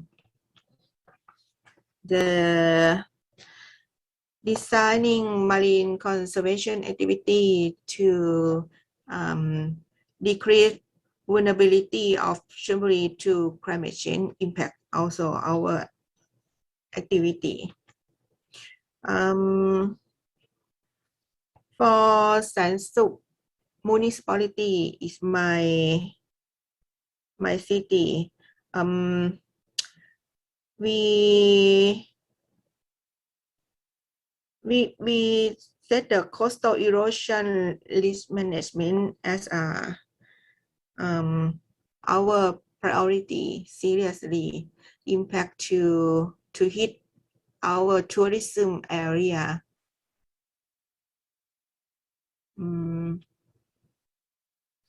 Like so many cities, they do the vulnerability assessment. We also set this by the CWAT as a tool.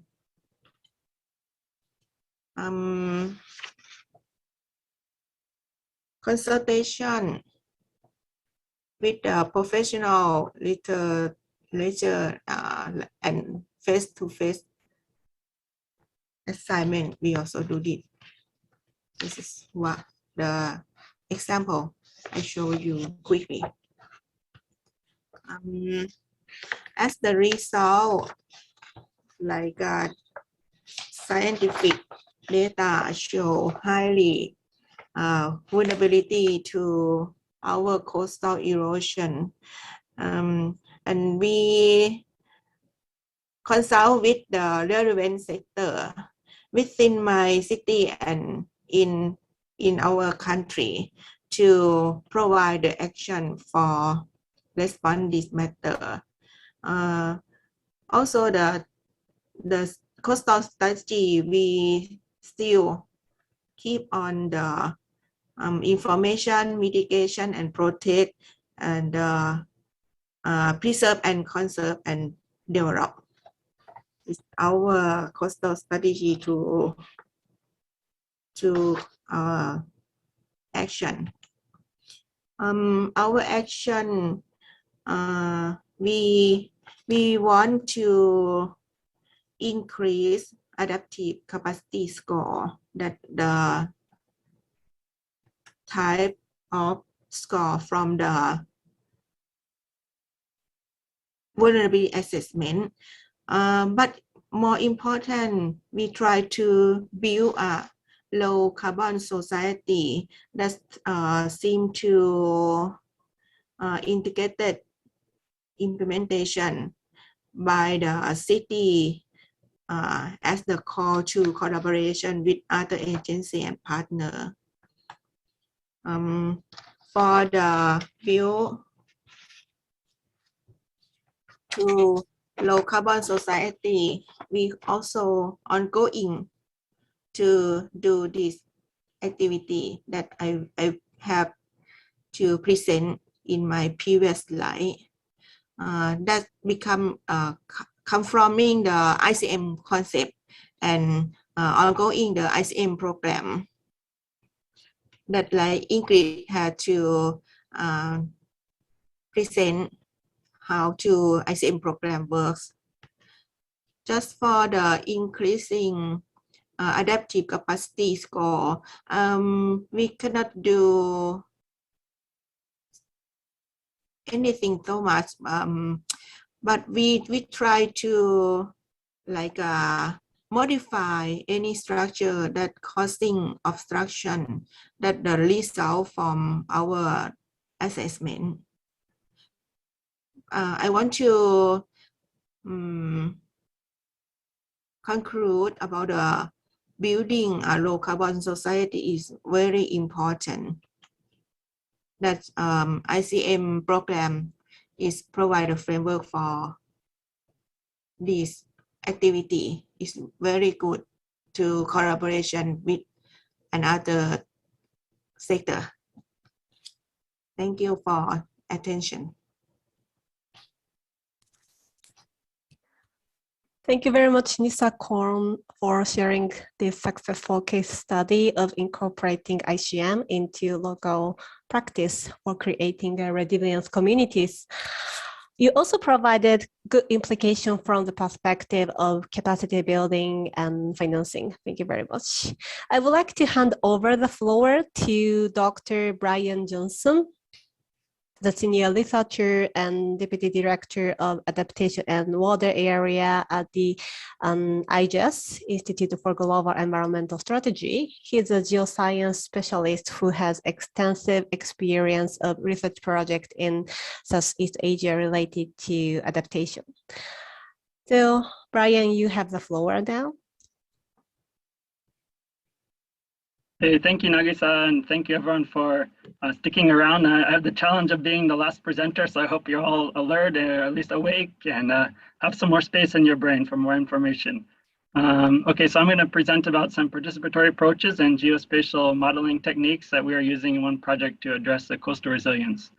So this is a project going on in the Philippines, and we are working with University of the Philippines, Los Baños. So I see many participants from Philippines. I don't know if anyone's a UPLB student or UPLB alumni, but hello.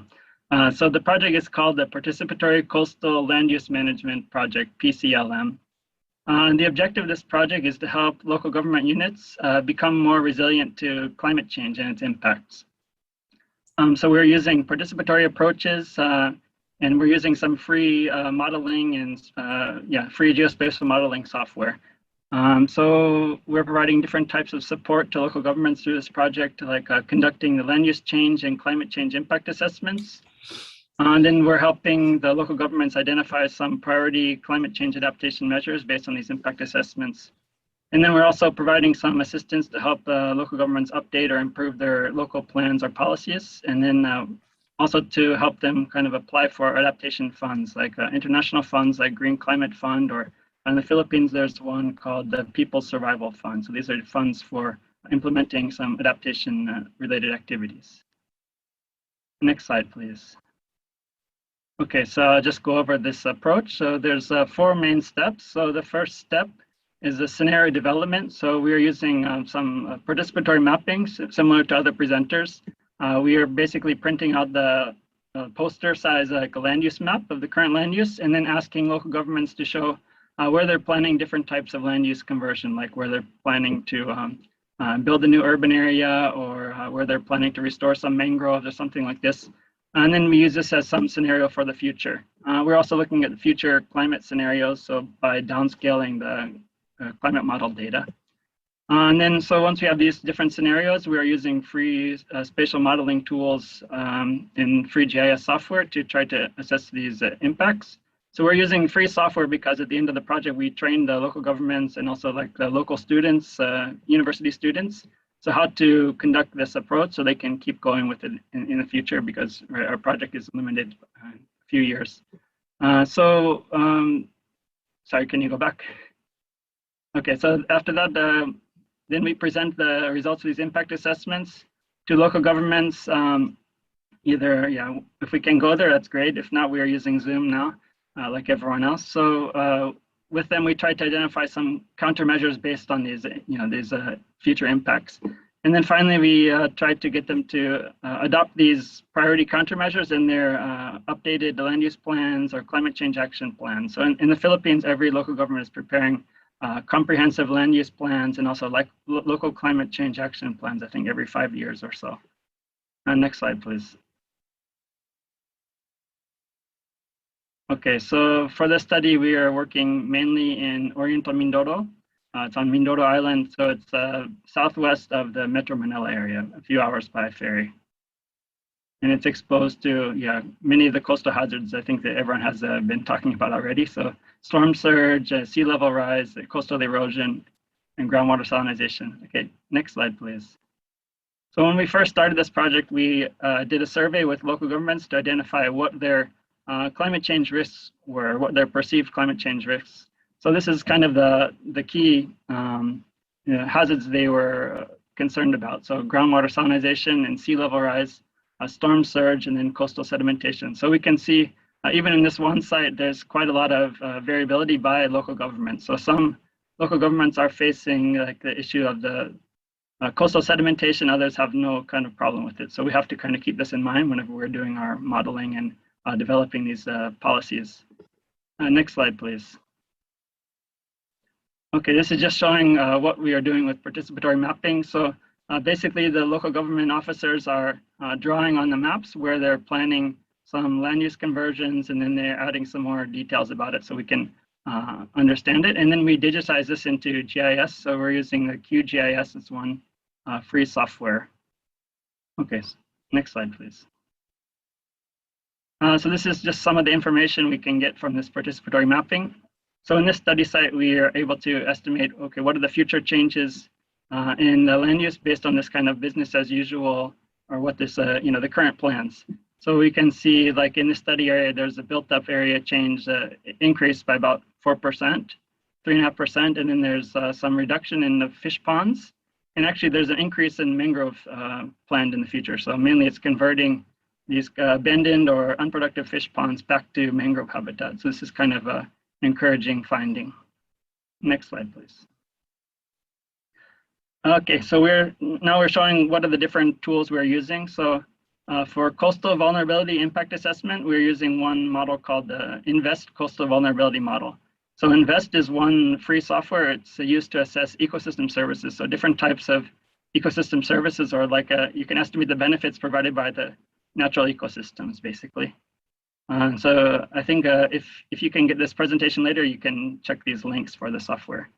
We're doing another one for sea level rise. This is the sea level affecting marshes model, SLAM model. And then finally, for this groundwater salinization, we're using the Water Evaluation and Planning Tool, or WEAP tool. Okay, this is free for developing countries. So if you're not from a developing country, you need to pay, I think, a small fee, but if you're in a developing country, you can get it for free. The next slide, please. Okay, next one. Okay, so I'll just talk a little bit about INVEST.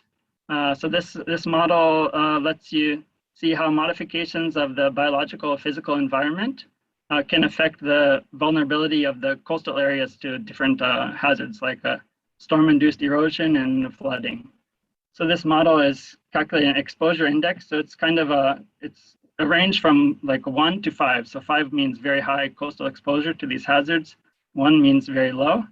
And it's based on 7 different parameters. So like the relief of the land, or the elevation of the land, the presence or absence of different types of habitats like mangroves or seagrass, because these kind of ecosystems are protecting the coastlines, right? Then it's also considering wind exposure, so the local kind of wind speeds, and then wave exposure, and then the storm surge potential, and also the land geomorphology. And then if we're considering climate change, then it's also, you can take into account sea level changes. Okay, next slide, please. Okay, so in this project, we're showing kind of extreme scenario besides this business as usual scenario. So we want to help the local stakeholders understand the vulnerability of the coastline with all of the habitats that are there now. And then, okay, what's the vulnerability without these habitats? Just so we can demonstrate, why these habitats are so important. And then another scenario is considering only the estuarine habitats or the terrestrial habitats. Okay, so I think we'll show just the all habitats scenario next. Next slide, please. So you can see this is the output of the model. You get the you get a value from 1 to 5 for each segment of the coastline. Here we're looking at 100-meter intervals. So we're showing, like in this area, there's one large city called Calapan City. So now it's mostly green along the coast. Okay, this is the northeast part of the map.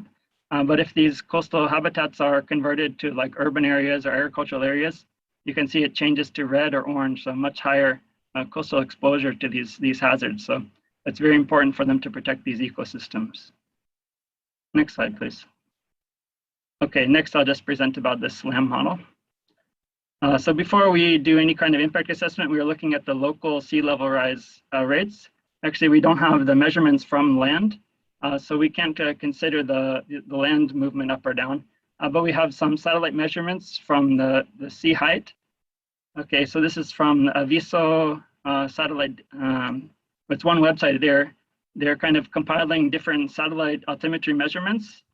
So we can get data for each half-degree latitude longitude. So this is off the coast. We can see from 1992 to 2010, there was a sea level rise rate of 7.2 millimeters per year. So we can use this to make the future projections. Next slide, please. Okay, so this SLAM model has a relatively simple interface. We have to prepare some data beforehand in the QGIS. So it's considering these main processes that are linked with sea level rise. So the coastal inundation, erosion, soil accretion, soil saturation, and overwash. And there's different inputs like a land cover map. So if we want to look at a current, maybe future, also a land cover map, elevation map, slope map, and then other types of field data like local sea level rise rate or coastal erosion or accretion rates in the mangrove habitats. So we want to see like mainly is the soil building up in mangrove habitats faster than sea level rise. So this is going to have some impact on the inland areas. So are these mangroves able to protect the inland like urban areas or agricultural areas in the future despite sea level rise? So we can look at different sea level rise scenarios based on IPCC projections, or we can just determine it based on like 1 meter or 2 meter by a year, or we can base it on the historical data. So can you go to the next slide, please? So here we presented to local governments kind of concerning a little bit higher than the historical sea level rise rate because it's projected that sea level rise is going to increase in the future. The rates are going to increase in the future. So we were showing them kind of conservative estimate. But even with this, we can see by 2050, there's several areas that will be flooded in this study site, either regularly flooded or permanently flooded. So this is kind of showing, okay, on the left you have the land cover map, the current land cover map, and then the right you have the map showing like some urban areas. It looks like they're converted to transitional salt marsh or regularly flooded marsh. So I think they're not really going to become marshes, but whatever is there will be either permanently flooded or kind of regularly flooded in the future without any kind of protection. Okay, next slide, please. And then finally, we are doing a groundwater quality assessment. So first, we work with local governments and we ask them to go collect some well samples, some water samples. And then we had the workshop. This was, I think, just before COVID. So we had the workshop and then we tested these water samples during the workshops. And then we shared this information with the local governments. So we're looking at mainly electrical conductivity and then total dissolved solids and chloride in temperature also. Next slide, please. Okay, so then we are kind of plotting this information to show which of the well samples are having the big problem. So high EC and high CL values indicate that the groundwater has already become, it already has very high salinity. So it can be hazardous to health if you consume it over long periods of time. Okay, next slide, please. Okay, and then we are plotting this information using the GIS software like QGIS so that the local governments can see which specific areas are having the major problems. Okay, and we can also say, if we overlay it onto a soil map, we can see like sandy or areas with sandy loam soil, they're specifically, particularly vulnerable to this salinization. Okay, next slide, please. Okay, so I just want to explain a little about this wheat model. So it can take into account many of these different land cover parameters and also this field data. It has a GIS-based graphical drag and drop interface, so you don't need to know programming, and you can incorporate different scenarios in this model. Okay, next slide, please. So this is just showing some of the outputs you can get. So if you have a specific site of interest, so we looked at the site that's having the major problems right now, and we ran some scenarios. So this is considering the future climate change and also future land use change, and then the population growth in the future. So we want to show that what are the impacts of each of these different changes on the water quality. So here we're looking at chloride. So we can see this blue bar, this is the first bar for each of these two wells. So there's G1 and G2 are two different wells. we can see now the value is around, for the G1, for example, is around 2200. But if we consider climate change, then it goes up to this orange bar. Sorry, that's population increase. And then if we consider these other different parameters, so like climate change and then land use change, then we can see it keeps increasing. So we can calculate the contribution of each factor to this water quality degradation, and then try to get the local governments to make some countermeasures to reduce these, the impacts of these changes. Okay, next slide, please. This is just an example of some countermeasures that were identified.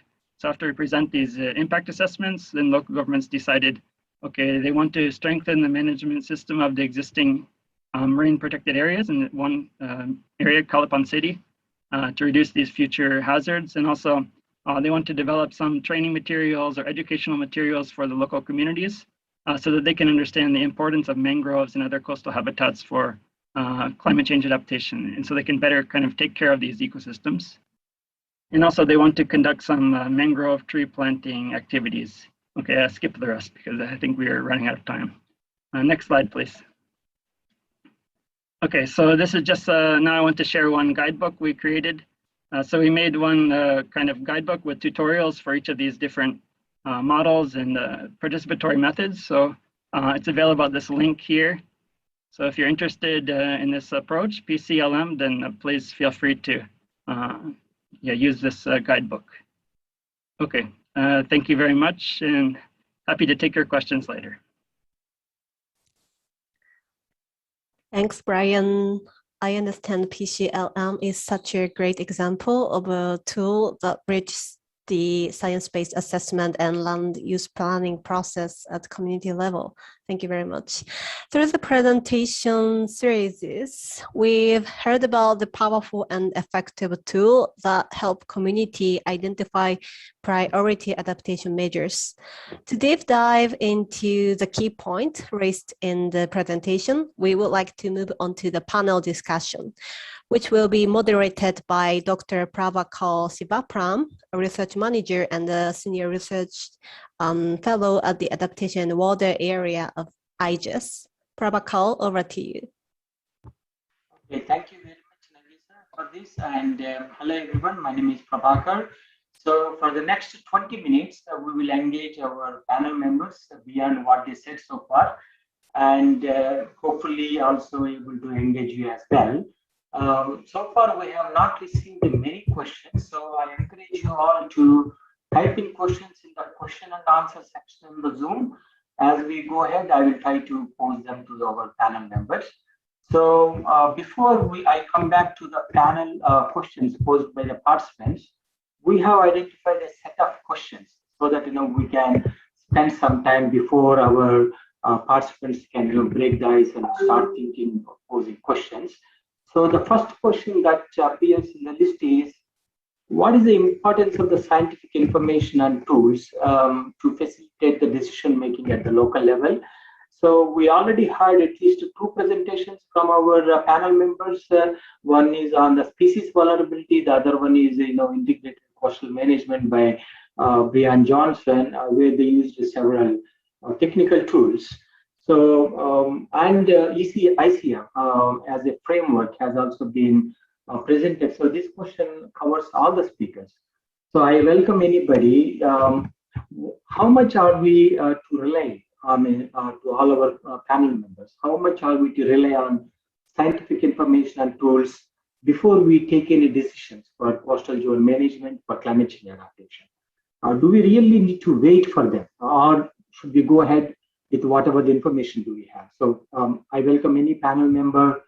You can raise the question, your hand, or otherwise you can straight away answer. Any panel member? Should we wait for the? Yeah, I'm happy to answer that if nobody else, or let someone else jump in after me. But yes. I think it's a balance, and I think it's very important to not wait. I think that the last part of that question was really important.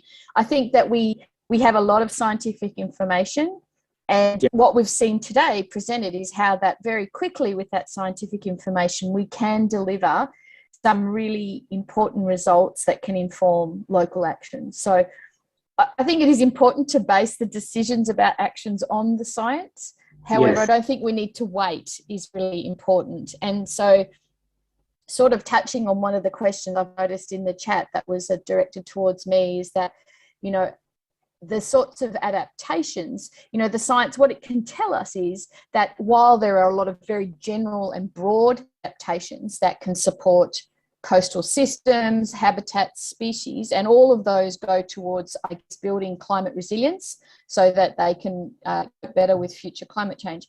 What the science gives us, or what the, you know, these tools that we've fed the science in to give us some detailed results gives us is an ability to make sure we're actually targeting the actions that make the greatest difference. So whether that's specific species, specific habitats, and actions that promote the health or the resilience, if you like, of those species and habitats. So, for example, you know, I think we've heard a lot, and I certainly mentioned in my presentation about basic fishery, or, you know, fisheries being overfished in many cases, and obviously primary fisheries management is an important response to build the resilience of fisheries.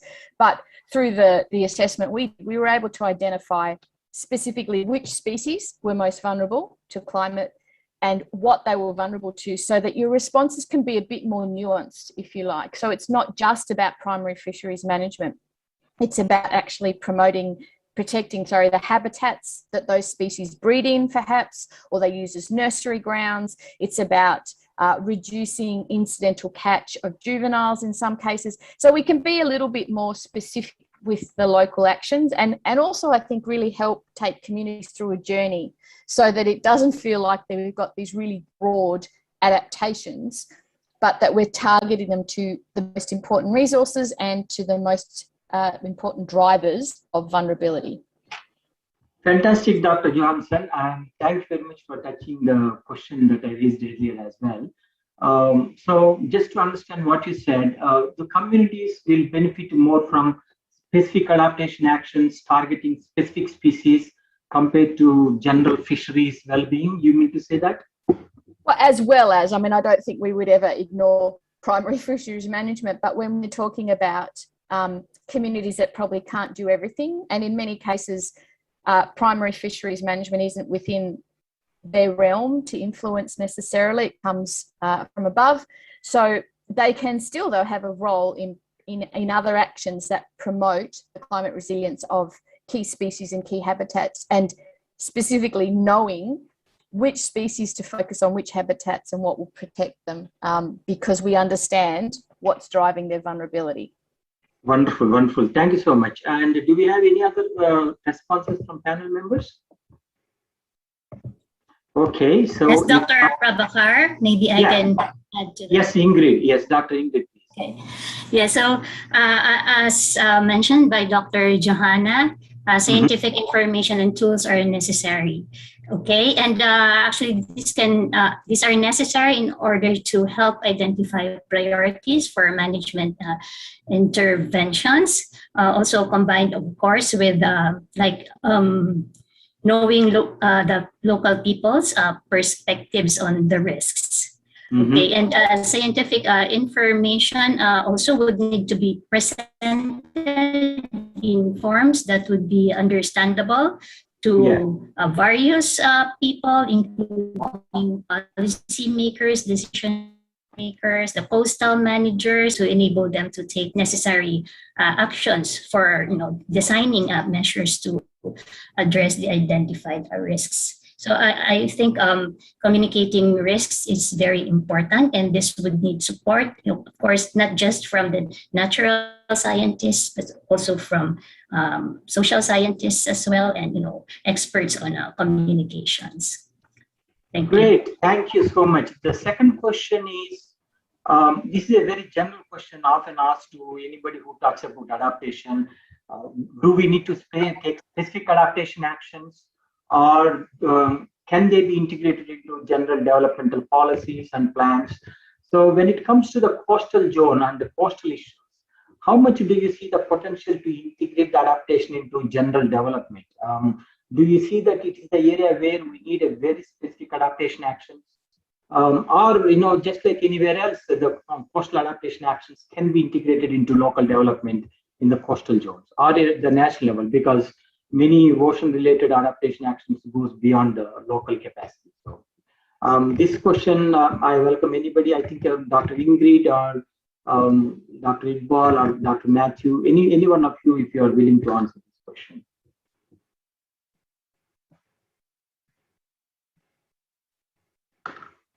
Maybe I can try to address that. So okay, so we prepare climate change adaptation plans, but this will remain as plans. If these are not adopted, then incorporated into the development governments. But in order to enable the addressing the real priorities in the area and reflecting actions that can be realistically implemented, considering the capacities and resources also available in the area. And engaging local policymakers and decision makers in the consultation process and development of these plans is important in order to ensure that we get their perspectives, we get their inputs, and we develop their ownership and commitment for adopting and implementing these plans. Fantastic, thank you so much. So, it comes down to the point of capacity building. We often, as outsiders, quote and unquote, we tend to think straight from the beginning that, local communities, local institutions, they don't have capacity. But often we underestimate their existing capacities as well before we start implementing our project. Thanks to this adaptation capacity assessment framework that also considers this local adaptive capacity into consideration. So this question relates to all your work that you have presented so far. To what extent have you been able to use local capacities? And what is the real capacity issue there? I mean, after you start using the local capacities, do you still have some capacity gaps? Do you think so? And is it practical to think that those capacities can be, addressed within the time frame of a project, typically 3 years, 5 years? So maybe I will start from Dr. Johansson. So I'm going to go to each individual panel members because this question is related to all of you. Yeah. Sure, thank you. So yes, adaptive capacity is obviously, like you're saying, a critical part of being able to respond to climate change. And obviously I showed the framework we used incorporated adaptive capacity, and that included both ecological and social adaptive capacity. So yes, using expert judgment and local knowledge, we were able to consider things like the capacity of communities or management to adapt, or the ability to target to conduct your business, whether it's tourism or get your food from alternative sources. So yes, it's critically important, and something that you would have heard Iqbal present on also is now that we're at this case study phase where we're working with local communities to develop an action plan.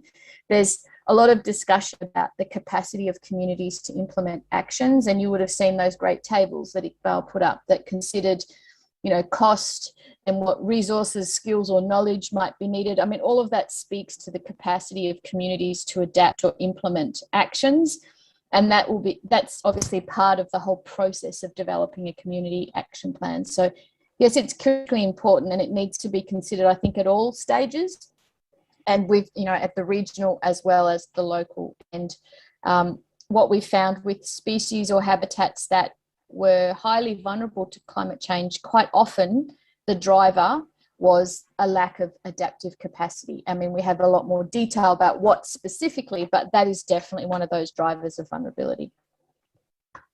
Great.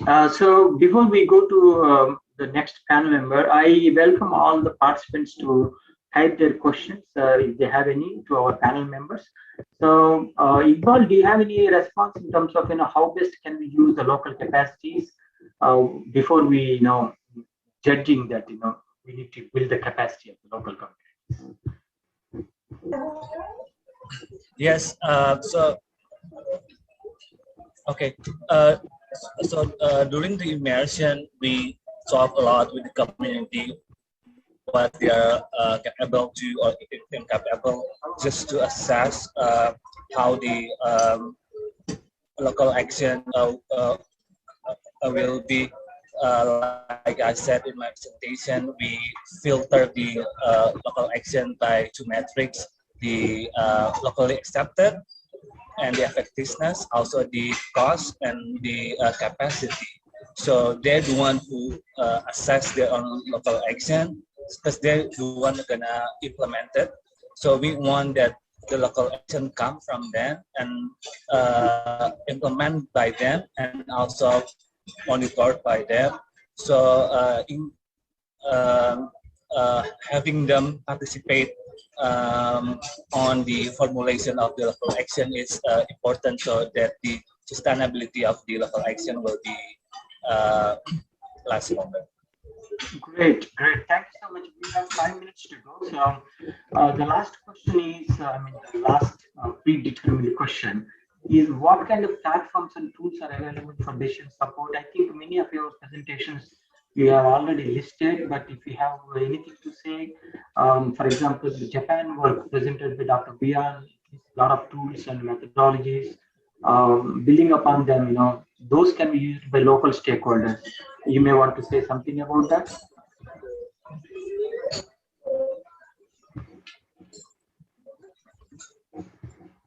Any tools and methodologies and platforms to support the knowledge and information sharing or for local decision making that you haven't put in your presentations, but you want to say something about it? Okay, yeah. So yeah, maybe I could start. Yes, yeah. please.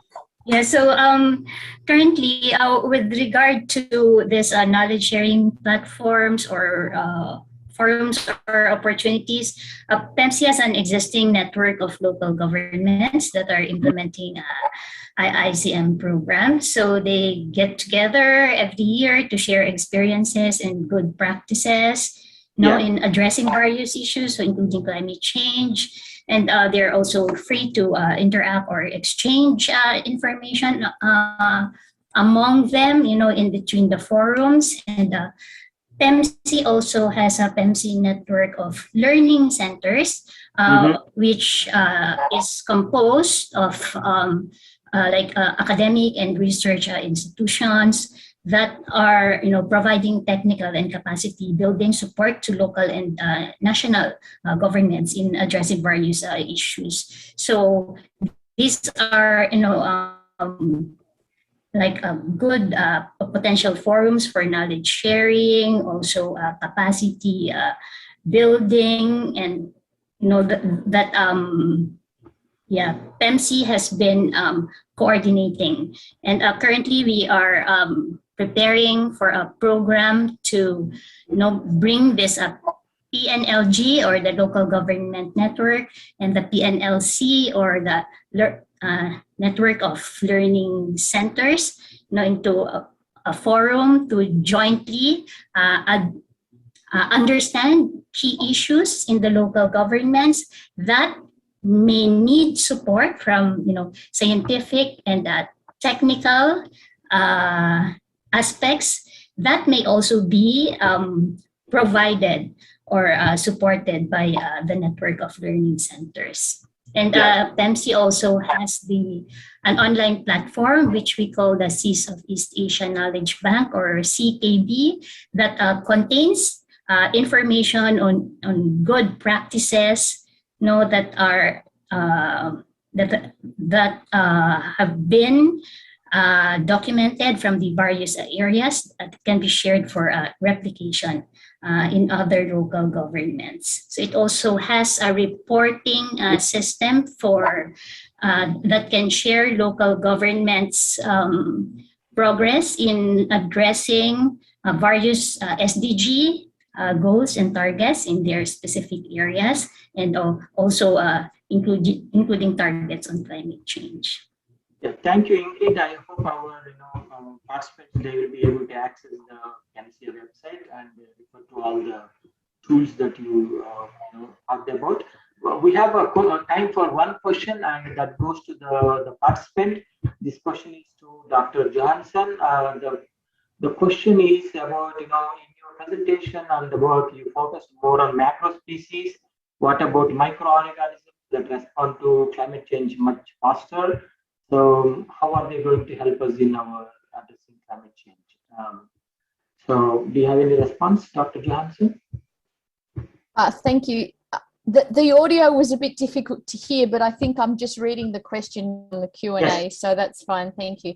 Look, I mean, in the past, so you know, we've used this sort of assessment approach, and it is a rapid, if you like, desktop largely assessment approach, and we've used it in the past on the Great Barrier Reef, in parts of the Pacific, on Northern Australia and Torres Strait, and on occasions we've also assessed microorganisms and how they are vulnerable to climate change. I think the point that we found in the past is, first of all, that in terms of adaptations that communities might be able to do, or that might be able to happen on a strategic regional level, there's really, you know, microorganisms are not something people will focus on generally, and the activities you would take potentially to promote healthy microorganisms communities would be taken anyway in addressing things like land-based runoff or those sorts of things. So I think, you know, it's something that we have included in the past, but hasn't had a direct application to local adaptations or strategic adaptations.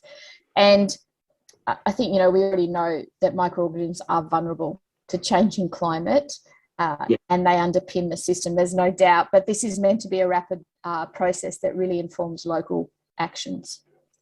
Thank you so much. So that's the time we have for the group discussion or for the open discussion. And so just to conclude, what I understood from this discussion is, of course, the scientific tools are important, but we should not wait for them.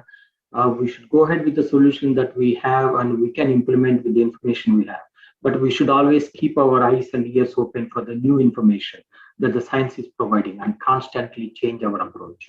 And of course, the second one is, as we have seen many presenters, they talked about integrated solutions.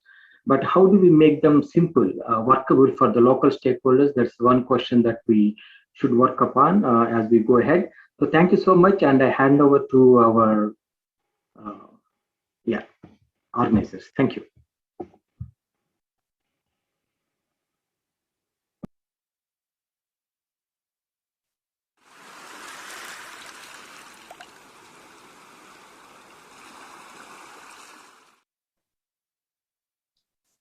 Thank you so much, the moderator and the speaker, for the productive discussion. In the panel discussion, we share that the science-based tool can help community to take a specific adaptation action, which is also important for communicating risks with communities. Participatory approach are also useful to understand the local adaptive capacity, which is also the key element of the whole process of development and implementation of adaptation action. Thank you very much for all the speakers. So I would like to request Dr. Handiko Adisanko, the Regional Project Manager of ATSEA-2, to kindly provide a closing remark. Over to you.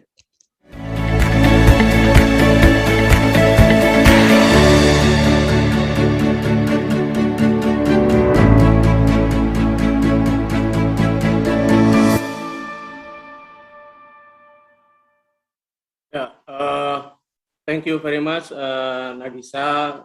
Thanks, Dr. Prabhakar, for your questions.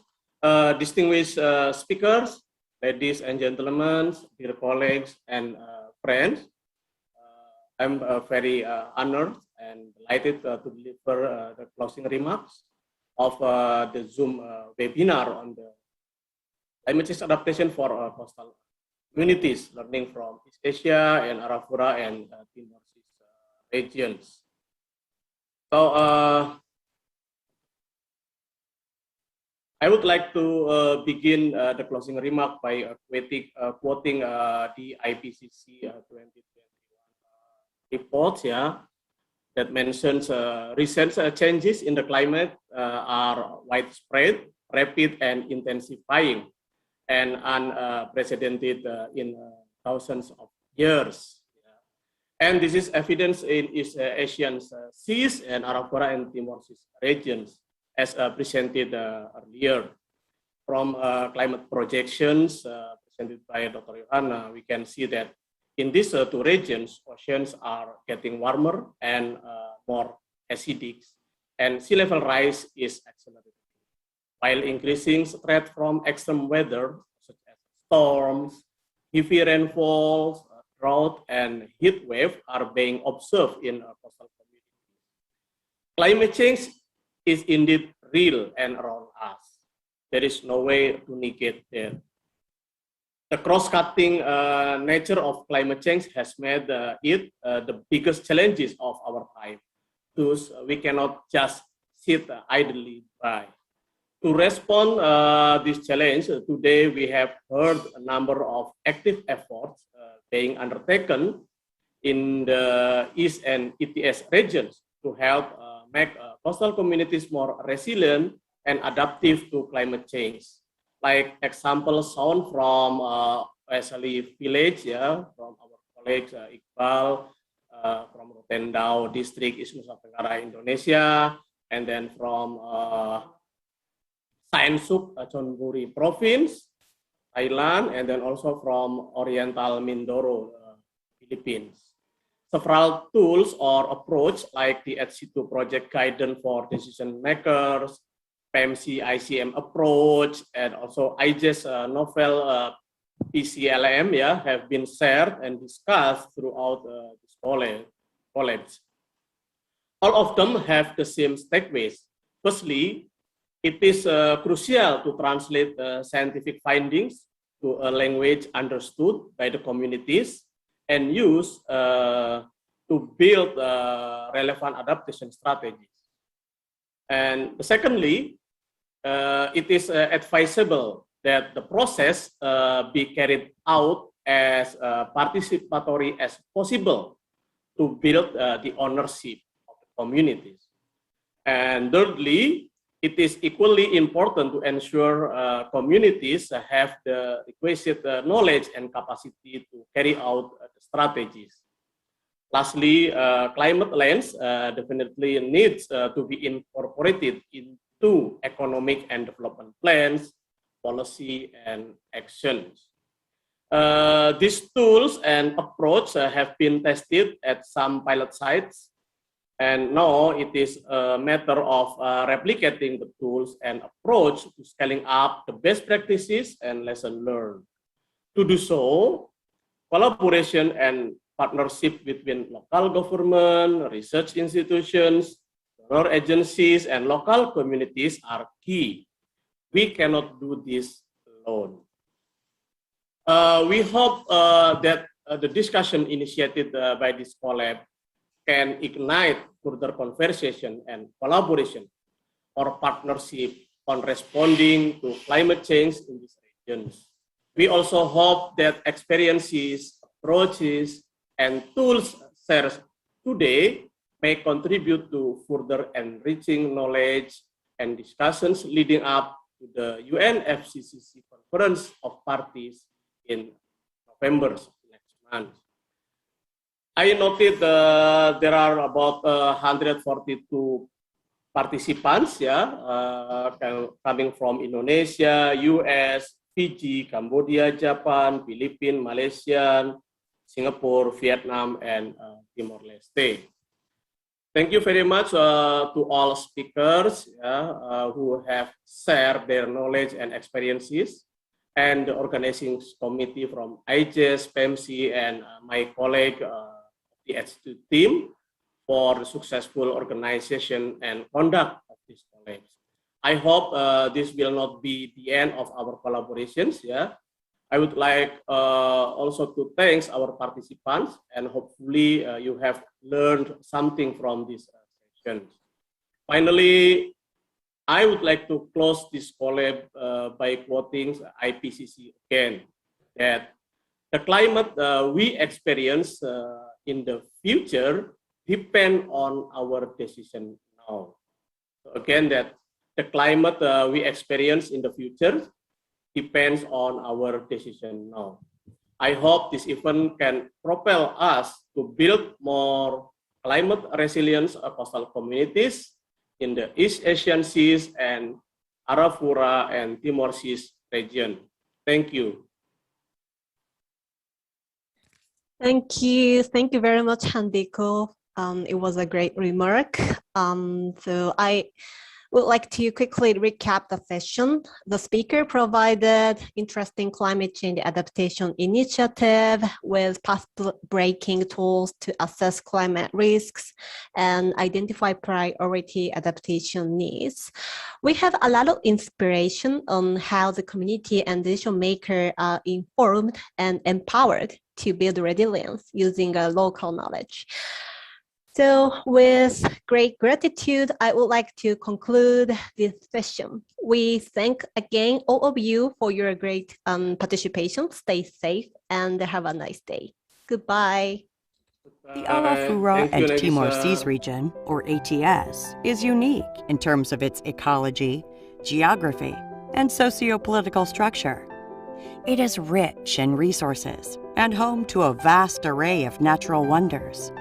Shared by Australia, Indonesia, Papua New Guinea, and Timor-Leste, this fertile corridor of tropical water connects the Pacific and Indian Oceans. This area provides the peoples of many nations with essential resources, while also stocking the world's oceans with biodiversity.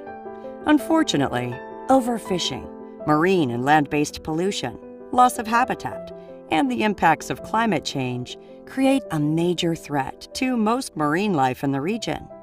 This underlines the urgent need for collective regional action and transboundary management of economically important fish species, critical habitats, and marine megafauna. Therefore, in 2006, the ATS Expert Forum developed and submitted a bid to the Global Environment Facility, which came to be known as the Arafura and Timor Seas Ecosystem Action Program, or ATSEA. The initial phase was officially launched in 2010 and created a regional collaboration tasked with finding sustainable solutions for problems affecting coastal and marine resources in the region. In 2019, the second phase of ATSEA, known as ATSEA-2, has been adapted to take the collaboration and coordination in the ATS region a step further through the endorsement and implementation of a 10-year vision for the ATS, known as the Strategic Action Program. It is made up of three main components. The first component focuses on strengthening the regional and national collaboration mechanism and establishing a stakeholder partnership forum to facilitate implementation of priority actions and better participatory processes.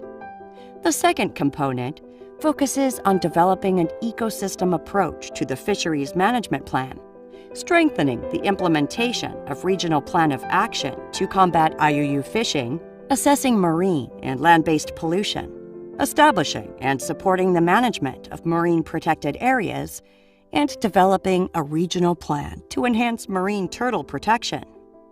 And the third component focuses on improving the monitoring of the ATS region and sharing knowledge gained from the project. Through the three components, ATSEA-2 aims to achieve its main objectives in the ATS to foster sustainable development in the region by improving the quality of life of its inhabitants through restoration, conservation, and sustainable management of marine coastal ecosystems for a better life.